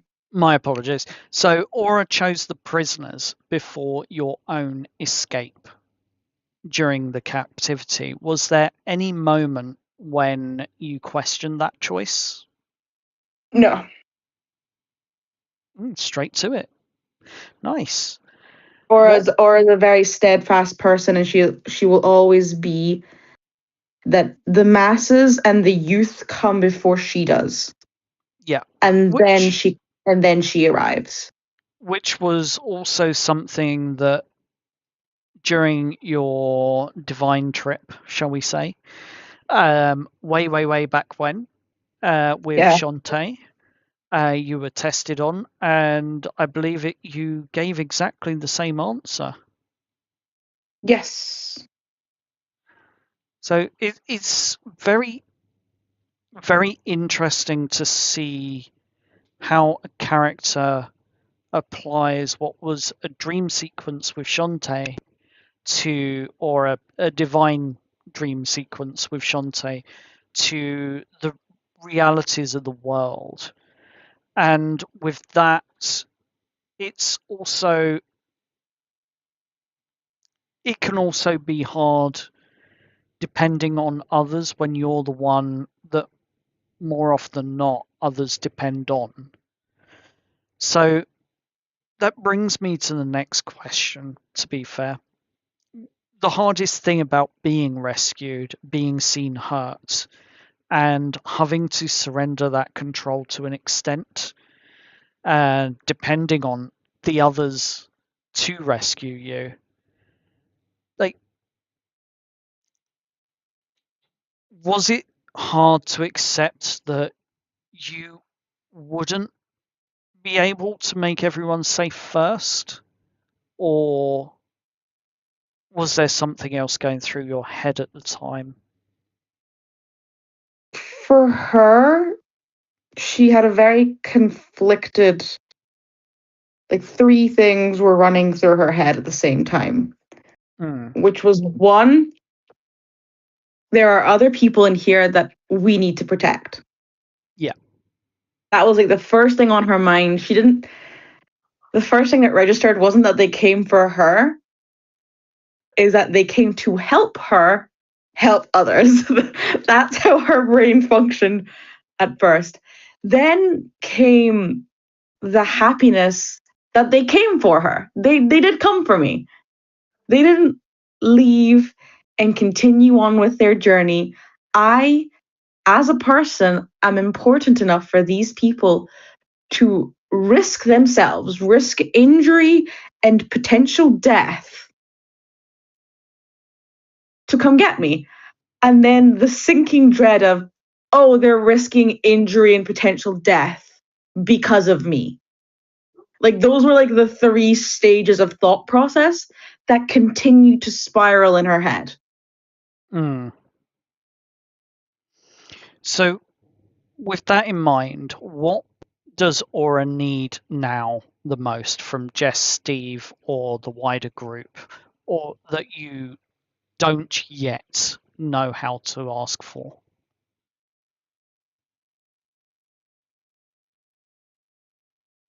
Them to need her. She does not need to be this damsel, this victim, because she's not a victim, she's a survivor. She survived and she came out of literal torture with a scuffed wrist and a bruised arm. She needs to be treated like that. She needs them to go straight back to, hey, Aura, can you pick this up? It's heavy. Hey, Aura, can you heal me? Hey, Aura, like she needs them to request things of her and not to treat her like she is this fragile doll. And now, have they treated her like that yet? No, but they haven't had the chance. They might. We'll see next session. But that does bring me to the next point. With regards to your character, as we discovered, there is a certain level of, I think I described it as taint, that is within your body now, within Aura's body. How do you think that's going to affect you as a character in the long run? I think it's gonna slowly impact her negatively. Again, the way I'm playing Aura is I'm playing her as this very, very religious person. And from my experience with religion, such a visual representation of essentially sin being a part of her and her being unable to cleanse herself of that or to repent and to have not done anything to deserve this sin upon herself. She's gonna feel very unworthy, and it may lead her down a darker path as she comes to terms with it, because she's always been a very church every Sunday, you don't plow on a like her workers aren't allowed to work on a Sunday unless they are just giving out cow feed. Even if they're not religious. That's just the farm's rule. Yeah. Fair enough. It's so ingrained into her, and to have like a visual representation of what essentially is like the closest thing to sin you can get, that's going to be tough for her. Yeah. And on that note, we are going to move to the last of the pack-in of Dice and Destiny before we move over to City of Veridia. So, Steve. Oh boy, here we go. Yep. Your turn now. You're up, buddy. Also, Lou, we still have to need that. Our characters still need to have that talk. Later. Steve, the scholar in borrowed respectability, carrying books, whiskey, and a rescue plan into Londinium's machinery of power. We're going to stay within the context of the private commission, the Tailors cover identities, the delayed letter, the Jack Daniels, Whitestaff's leverage, and the third bell deadline, and the operation that brought Aura back. So with that, let's start with pouring the coffee here. The Tailors made you, or Steve I should say, look like an employed professor. How long did the illusion of respectable scholarship actually survive, Steve? Well, considering Steve used like a illusion to really sell the part, I think it stuck a little. Fair enough. And what would you say is the more dangerous thing in Steve's satchel right now? The rare whiskey. Well, you don't have it now, but at the time, the rare whiskey, the books and notes, or whatever part of the plan you hadn't explained to anyone else.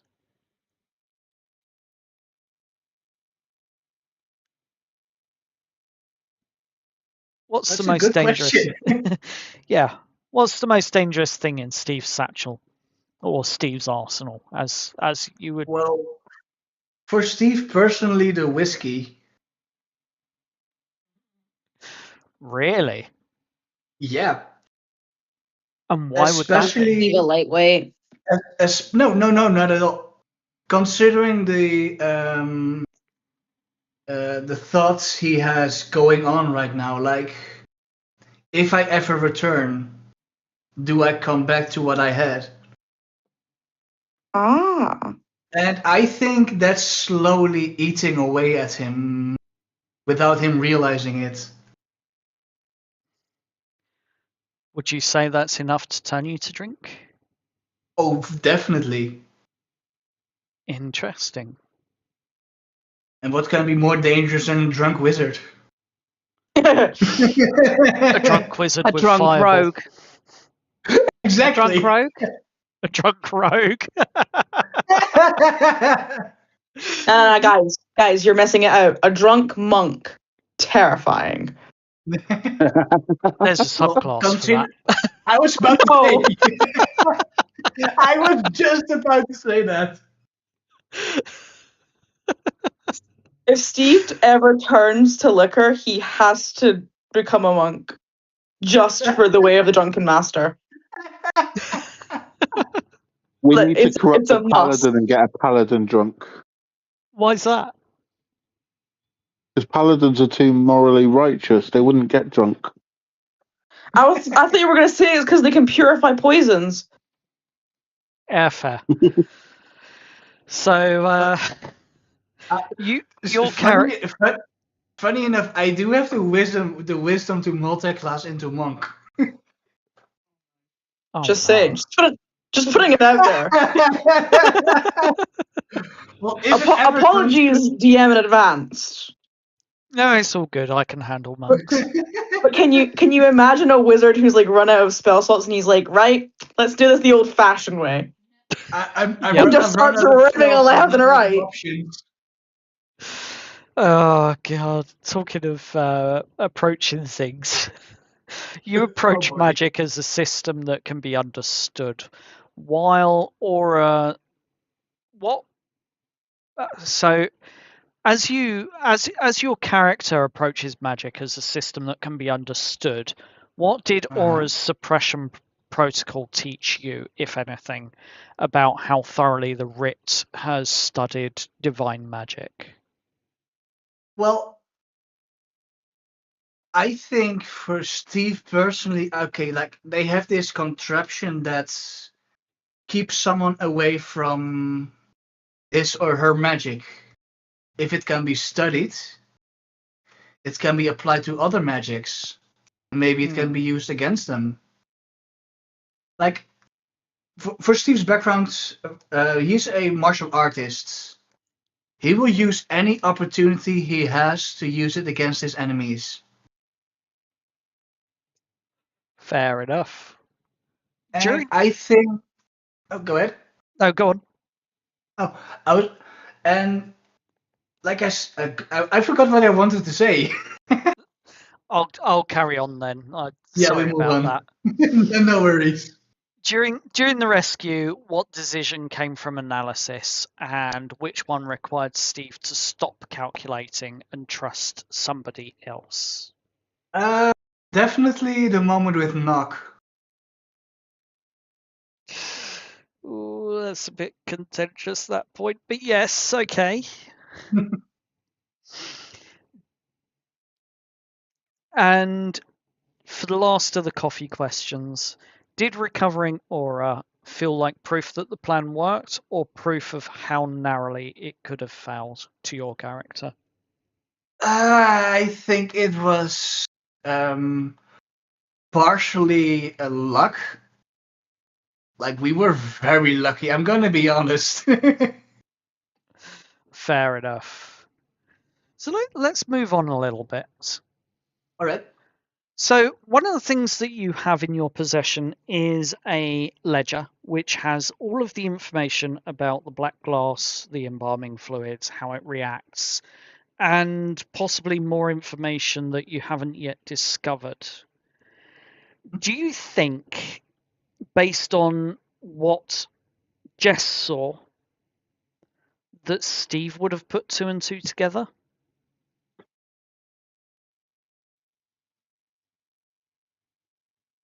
I think if given the opportunity and the moment to really deep dive into it, possibly.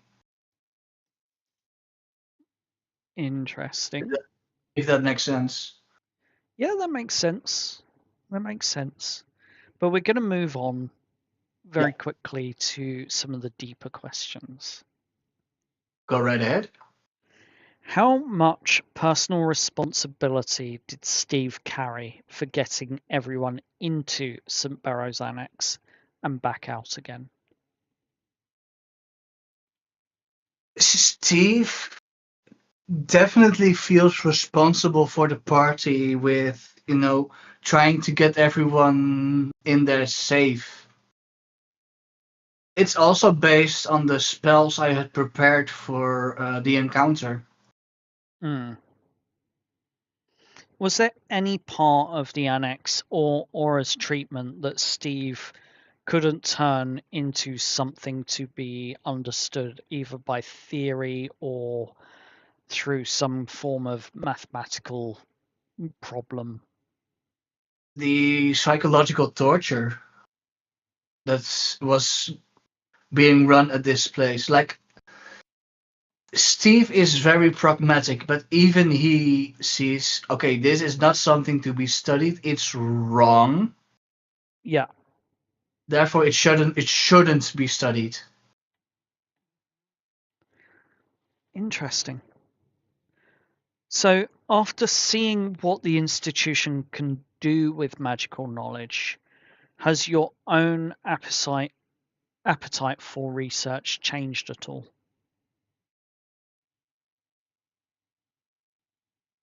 Well, that would depend on how you look at it, because Steve, as a wizard, as someone who likes to read and study, he is definitely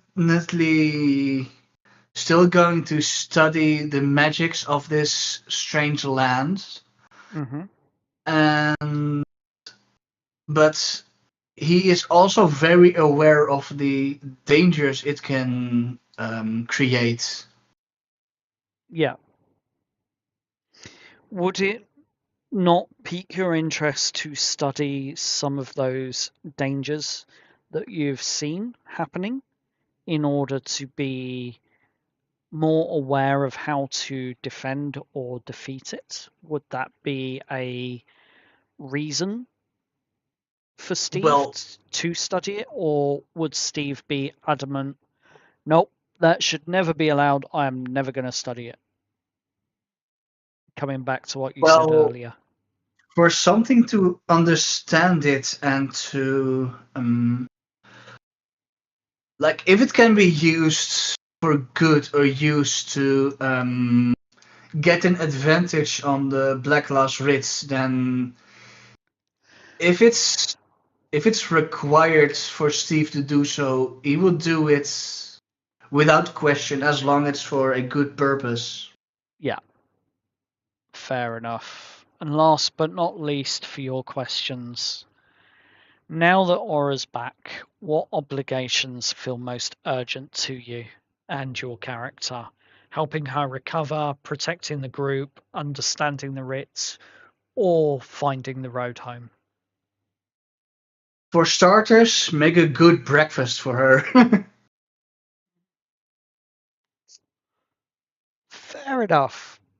Like, Steve doesn't want to see her as a victim.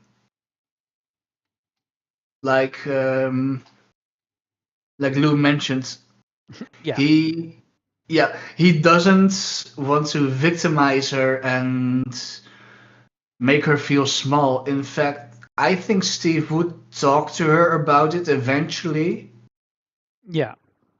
but only when she is ready for it.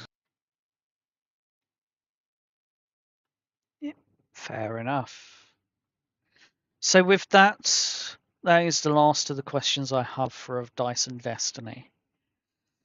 And we are going to switch over now for the latter part of these two shows to City of Veridia, and we are going to start with Professor Aurelian Voss. Hello. Hello.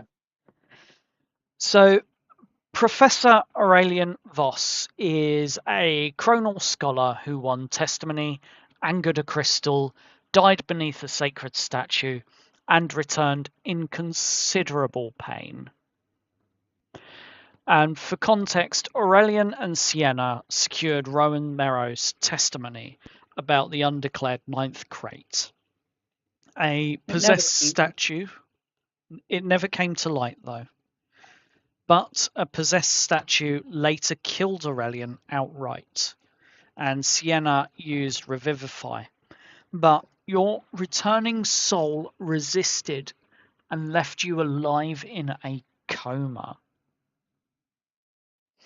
The coma episode was resolved independently of the main show. So if you wish to talk about anything from that, you are welcome to. But if you wish to pass on it, please just say, I'm going to pass on that for now. I am going to pass on it for now. I think I'll slowly reveal parts of it in upcoming games. Fair enough. So, what would you say is, for the coffee, what would you say is the greater display of genius here? Getting Rowan Merrow to testify? Insisting that dissolving a door is not breaking it? Or surviving death with some dignity intact? I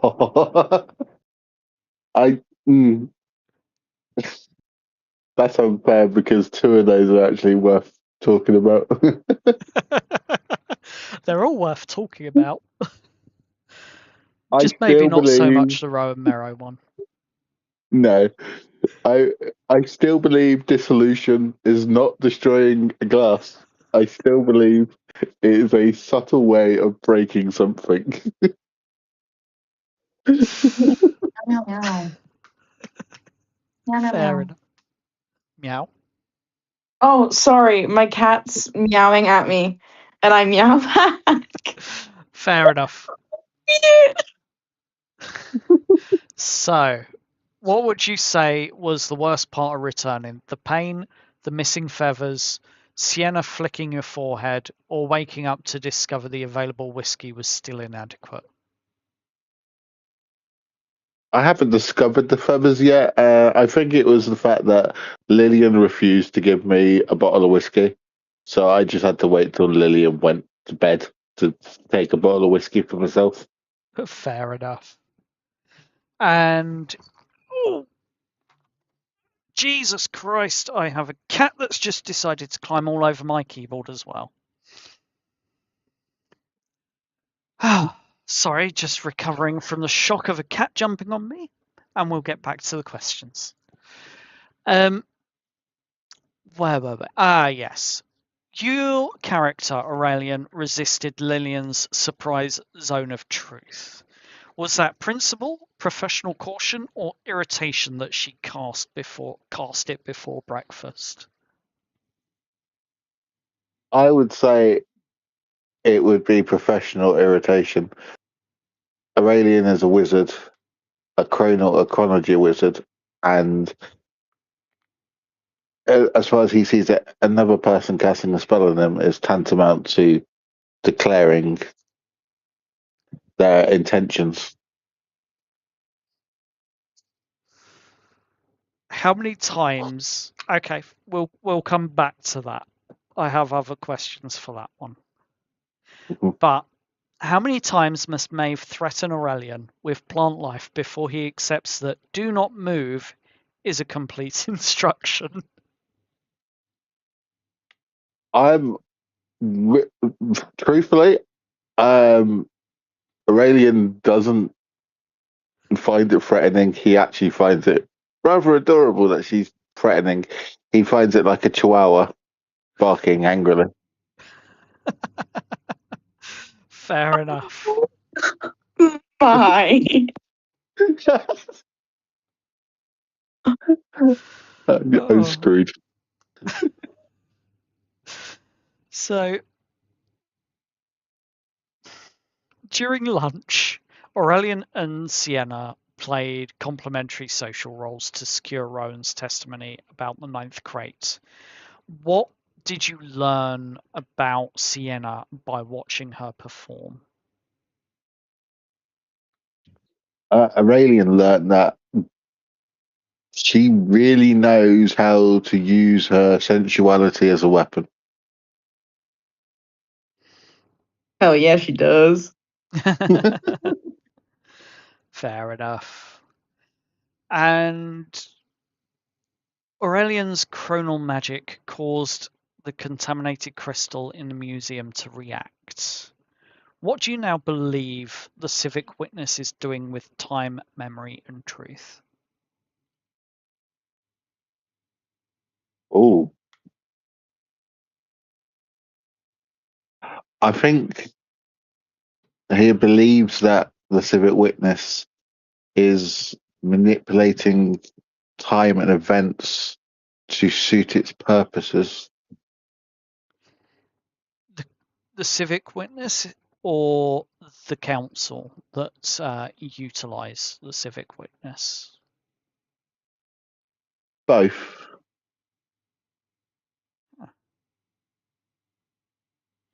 The museum had already built a version of events in which the crew had made choices they never made. For a scholar, what's more dangerous, destroying history or replacing it with something useful? Destroying history, because history is where you learn truths and what came before. And Lillian selected Aurelian's affinity with time for the wormwell repair. Do you see that as recognition or manipulation or both? I see it as useful manipulation, utilizing the correct pieces on the board, as it were. So tactical then, rather than Yeah. anything else. Fair enough. Moving on. What, if anything, did Aurelian experience between the statue killing him and hearing Sienna call him back? What are you willing to talk about?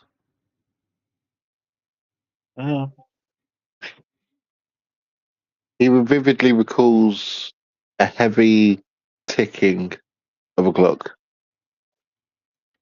He doesn't recall much, but he can always hear that now. Fair enough. So, your soul seemed to resist returning when you slipped into the coma. Does Aurelian believe something was holding him away, or that some part of him didn't want to return at all?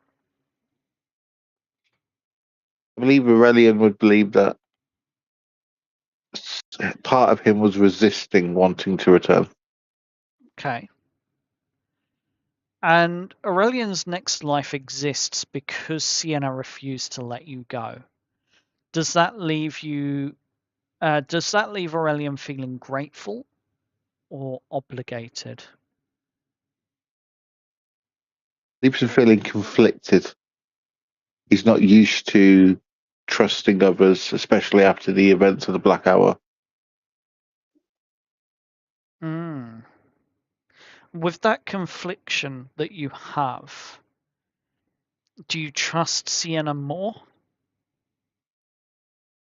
now? I would say I trust Sienna more than I would the others.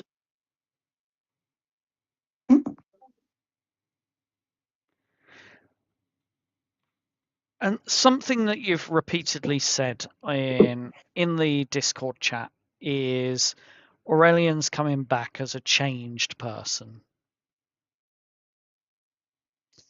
Yes. What can you publicly reveal about your character and how it might be changed? His magic has certainly changed. It's a bit more subtle and aggressive. And he may be a little bit more friendlier. Huh. I'll be interested in seeing how that plays out. And with that, we're going to move over to Sienna. Damn it!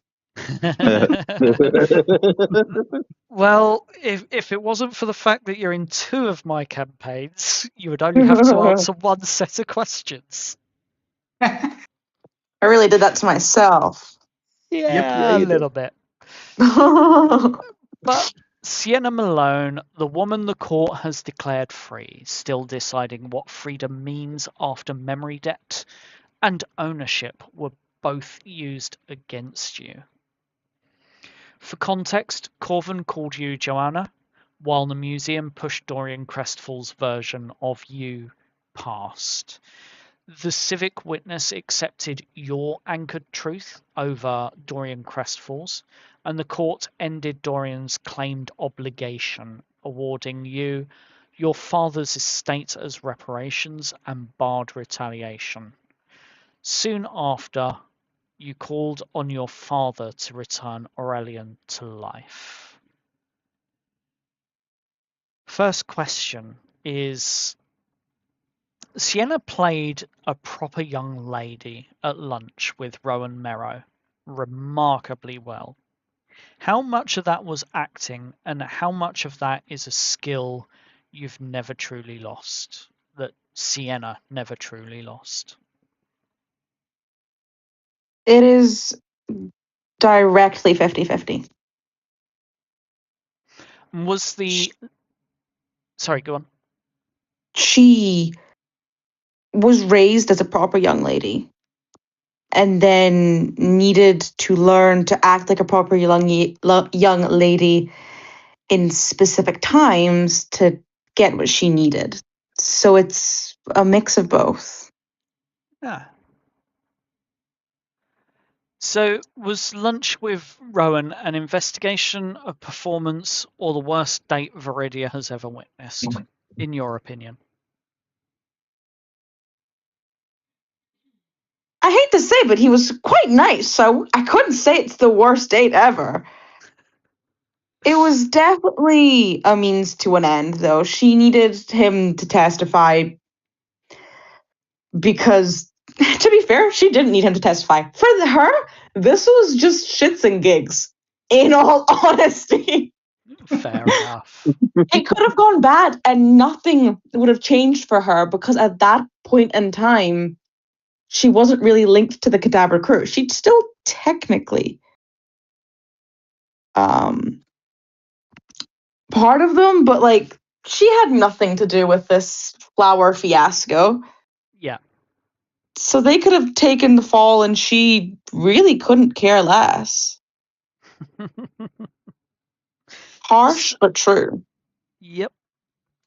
So with the platinum in reparations that you've received, 5,000 platinum, I believe it was. It's the richest I've ever been as a D&D character. What is the first thoroughly unnecessary thing that Sienna wants to buy simply because she now can? A pretty dress.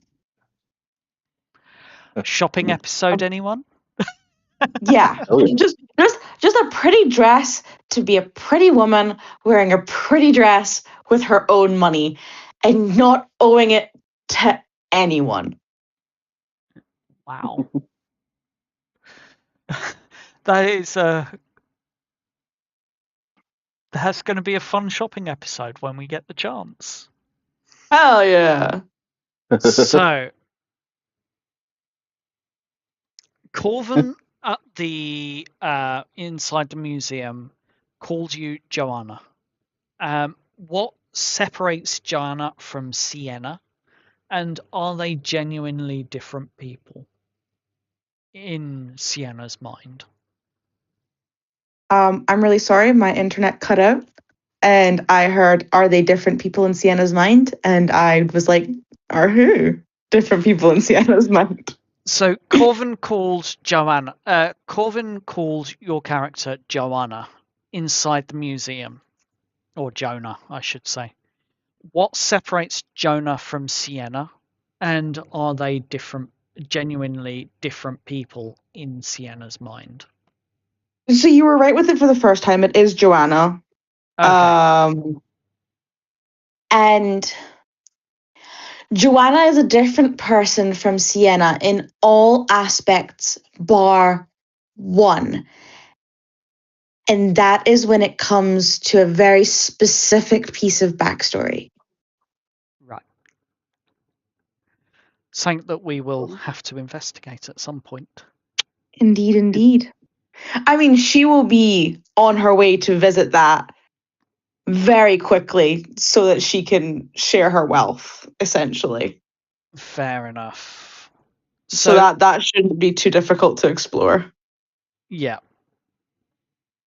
So the civic witness tried to make Dorian's preferred history feel official, while Sienna's anchored memories pushed back. How did you hold on to the knowledge that the memories were yours?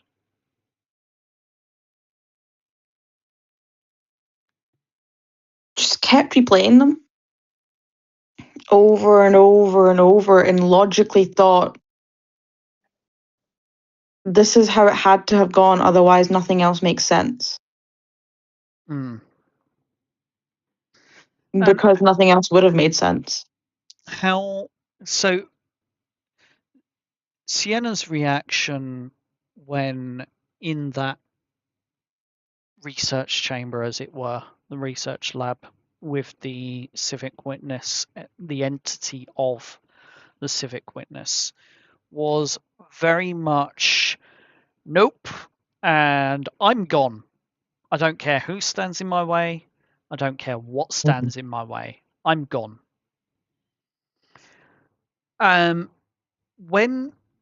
What was going through Sienna's mind to evoke such a strong reaction?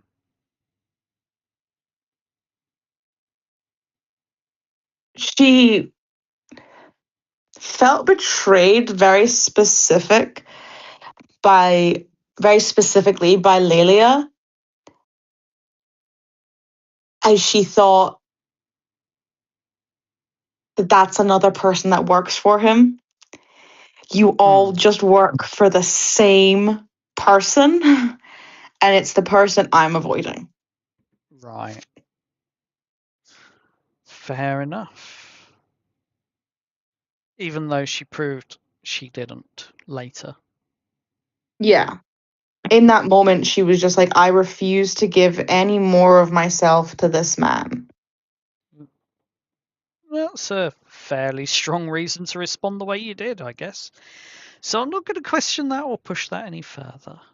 But in terms of the last of the Cogs here, when Aurelian died, Sienna called upon her father whilst casting Revivify. Why was the father the person she believed might still hear her? Her father is who she always calls to when she is healing, because she does not heal for herself, but she heals because he would want her to.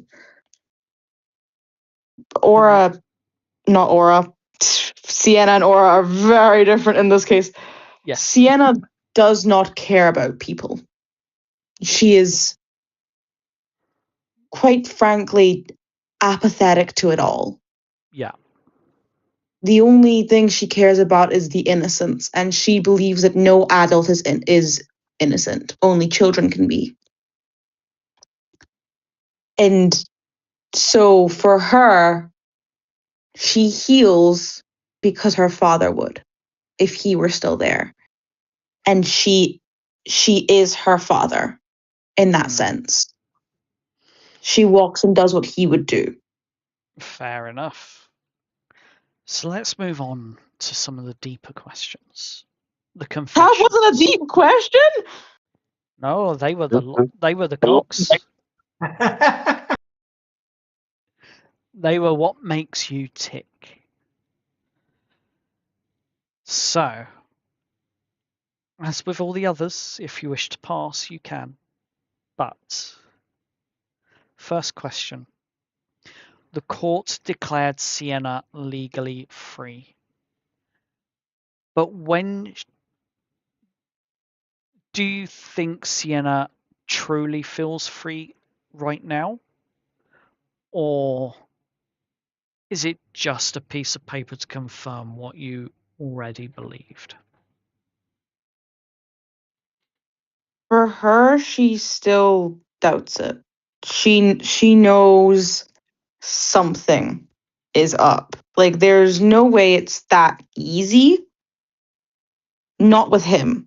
Not with this man who has been tormenting her for years. She's almost certain something is still up. Yeah.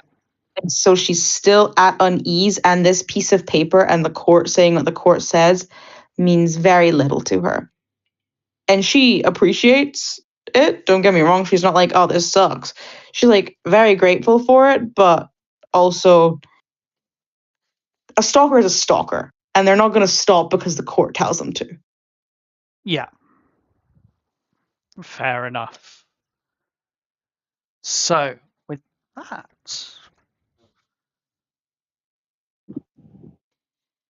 does the return of your father's estate feel like justice, blood money, inheritance, or another account somebody else wanted closed? How does that make your character feel right now? Another account someone else wanted closed. She honestly, if it were just for her and just for herself, and she didn't have to think about literally anything else, she would have spat in the face of the money and said, I don't want your goddamn money. I want my dad back. But Yeah. because she couldn't, because she has something she is working for, Yeah. she couldn't do that. Okay. You described Aurelian as repaying a debt after Dorian used debt and obligation to control you. Do you worry that you still measure relationships by, or does Sienna worry that she still measures relationships by what must be repaid? Or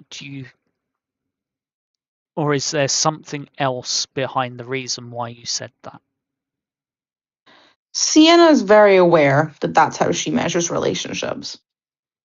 And she knows that that's not going to change for a while.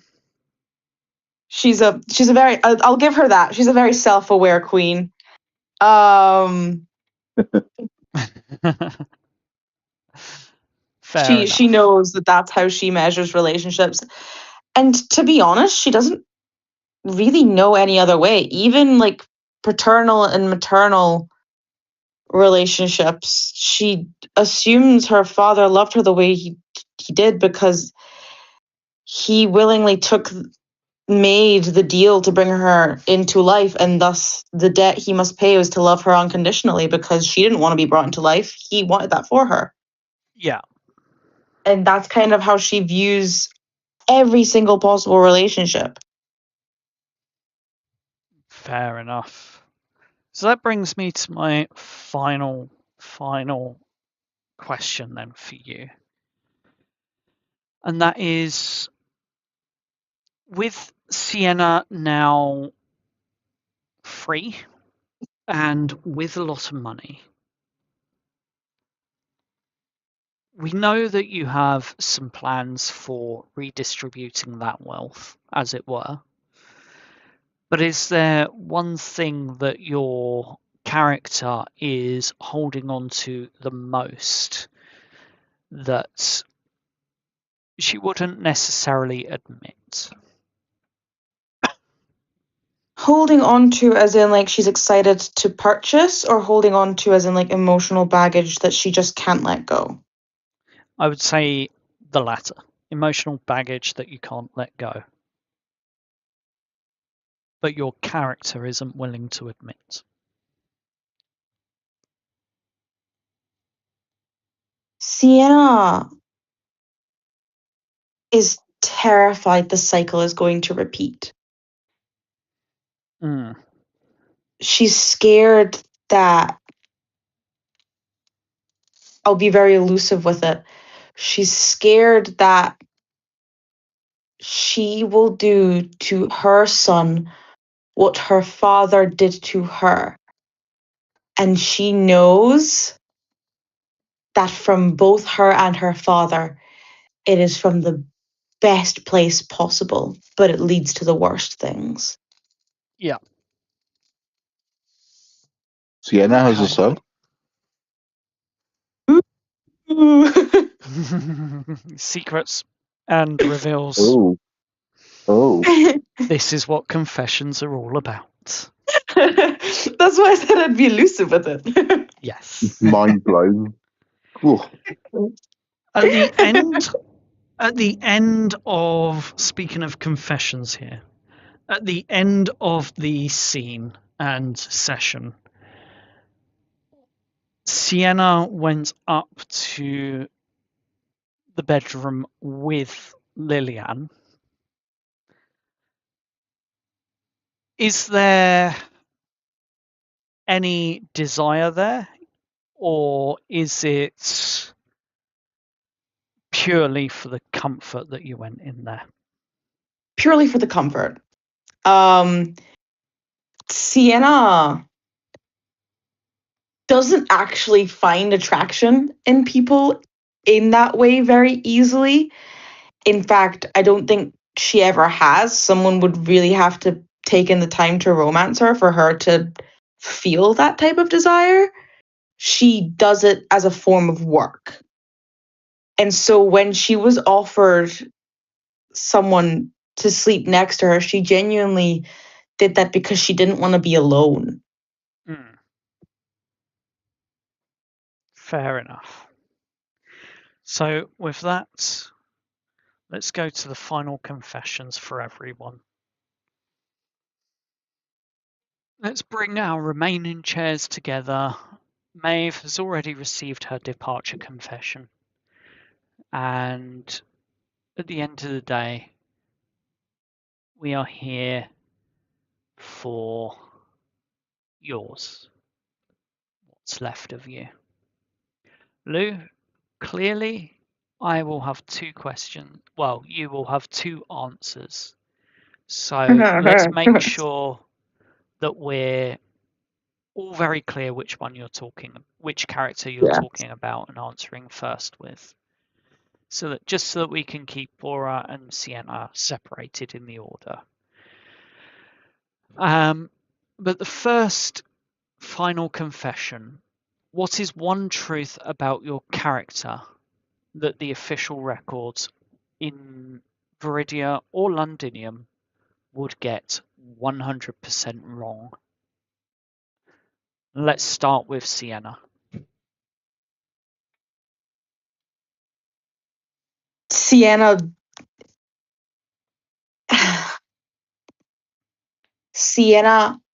isn't a callous person. She does feel emotions, but she will never show it, and she will only show it to a very specific person. Fair enough. Let's talk to Aurelian. What is one truth about your character that the official records would get wrong? Well, I certainly hinted this when he woke up. from being killed. Mm-hmm. Aurelian may not be Aurelian. Fair enough. Steve, Yes. what would Londinium get wrong about your character on the official record? One truth. That's a good one.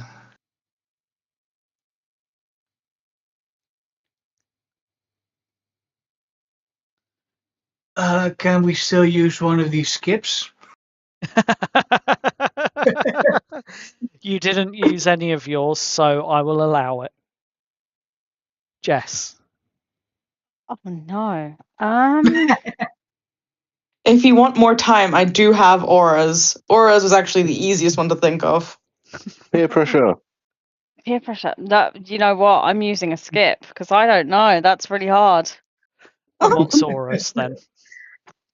That she's a coward.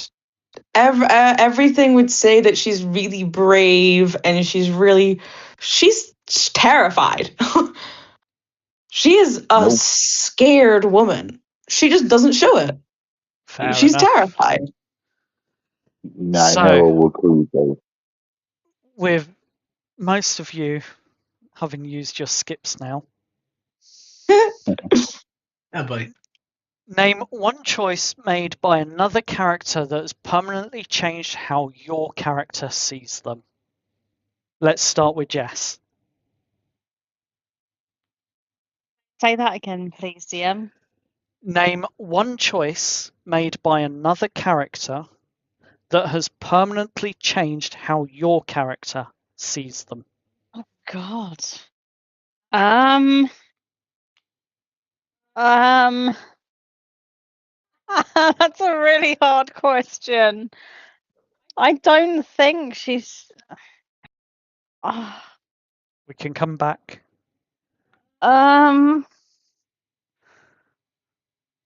Just say back of the queue. Yeah. Put me to the back of the queue because I don't know. Fair enough. Let's move to Aura then. She saw Jess kill many people on the rescue.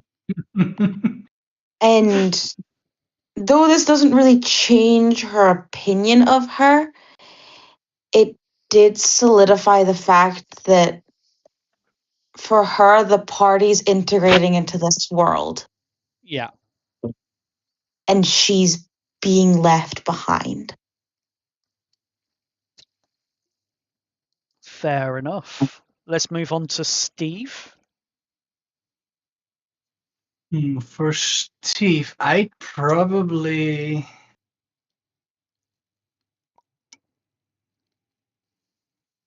So the question is a person that has changed a certain view. No, the question is what's an action someone has a character has taken that has like changed your view on them?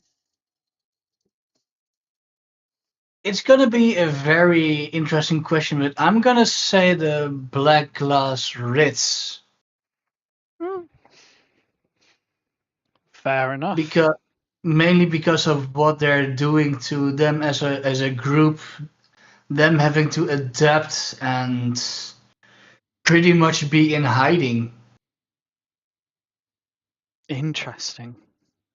Let's move to Aurelian next. Name a choice made by another character that has permanently changed how your character sees them. I might actually have to message you the answer because from what me and you have discussed about a certain character, I got to be careful what I say. Yeah, no, that's fair. But But I will quickly message. if you message that, I will word it very carefully when it arrives. How's that? Yeah, that will work because I don't want to. Yeah, Gotcha. And Sienna, last but not least. Oh, Oh, the name slips me. It's the name of the other character, the other male character that isn't Omega's. It's Turtle's character. Severin. Severin gave her a biscuit. And she genuinely, she sat there and she was like, this man has just seen my entire life laid bare. Uh-huh. Hasn't batted an eye and has given me a biscuit. What kind of biscuit? It was an almond biscuit. It was an almond biscuit. And she just kind of like sat there like, wow, that's really nice.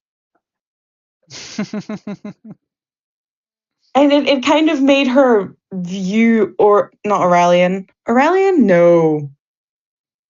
What's his name again? Severin. Gosh. Just It think of made Snape. her view Severin. It made Severin stand out instead of blending in with the masses. Fair enough. So for Flaps's answer, the safe way of saying it is Lillian has made the difference to Aurelian, and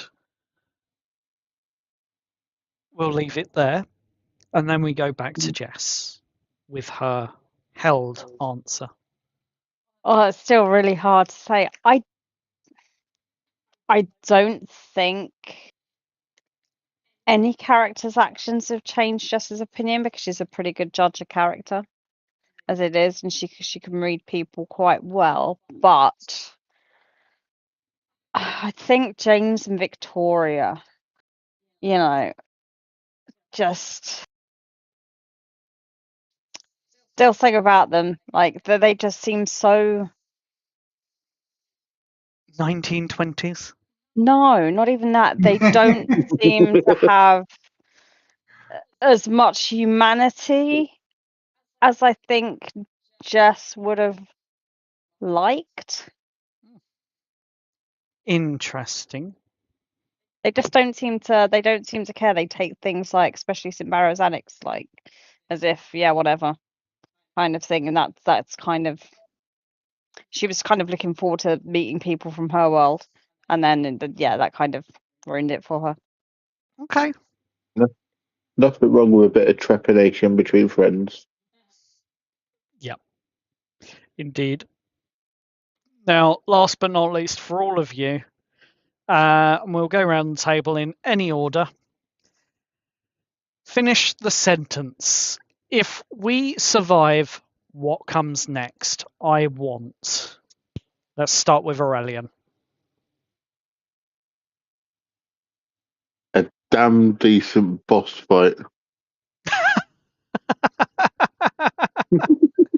Okay, let's go to Sienna.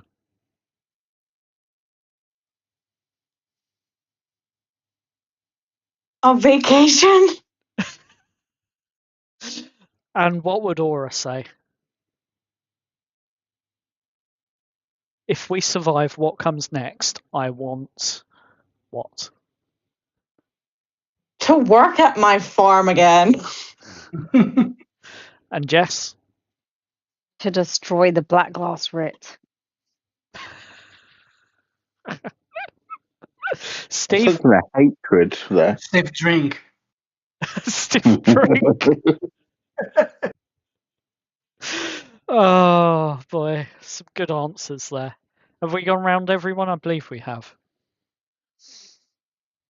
Excellent. Yeah. So, with that being out of the way, the coffee is now empty, the cogs are slowing, and several truths have survived the evening.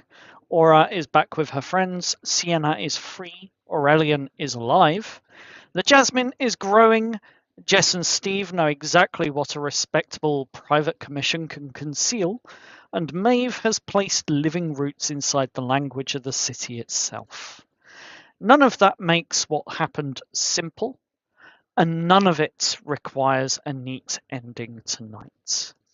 Raise your cup to the people who came back, the truths that refused to stay buried, and the friends who kept the place for them at the fire. No masks, no dice, just friends, fire, coffee, cogs, and confessions. Goodbye.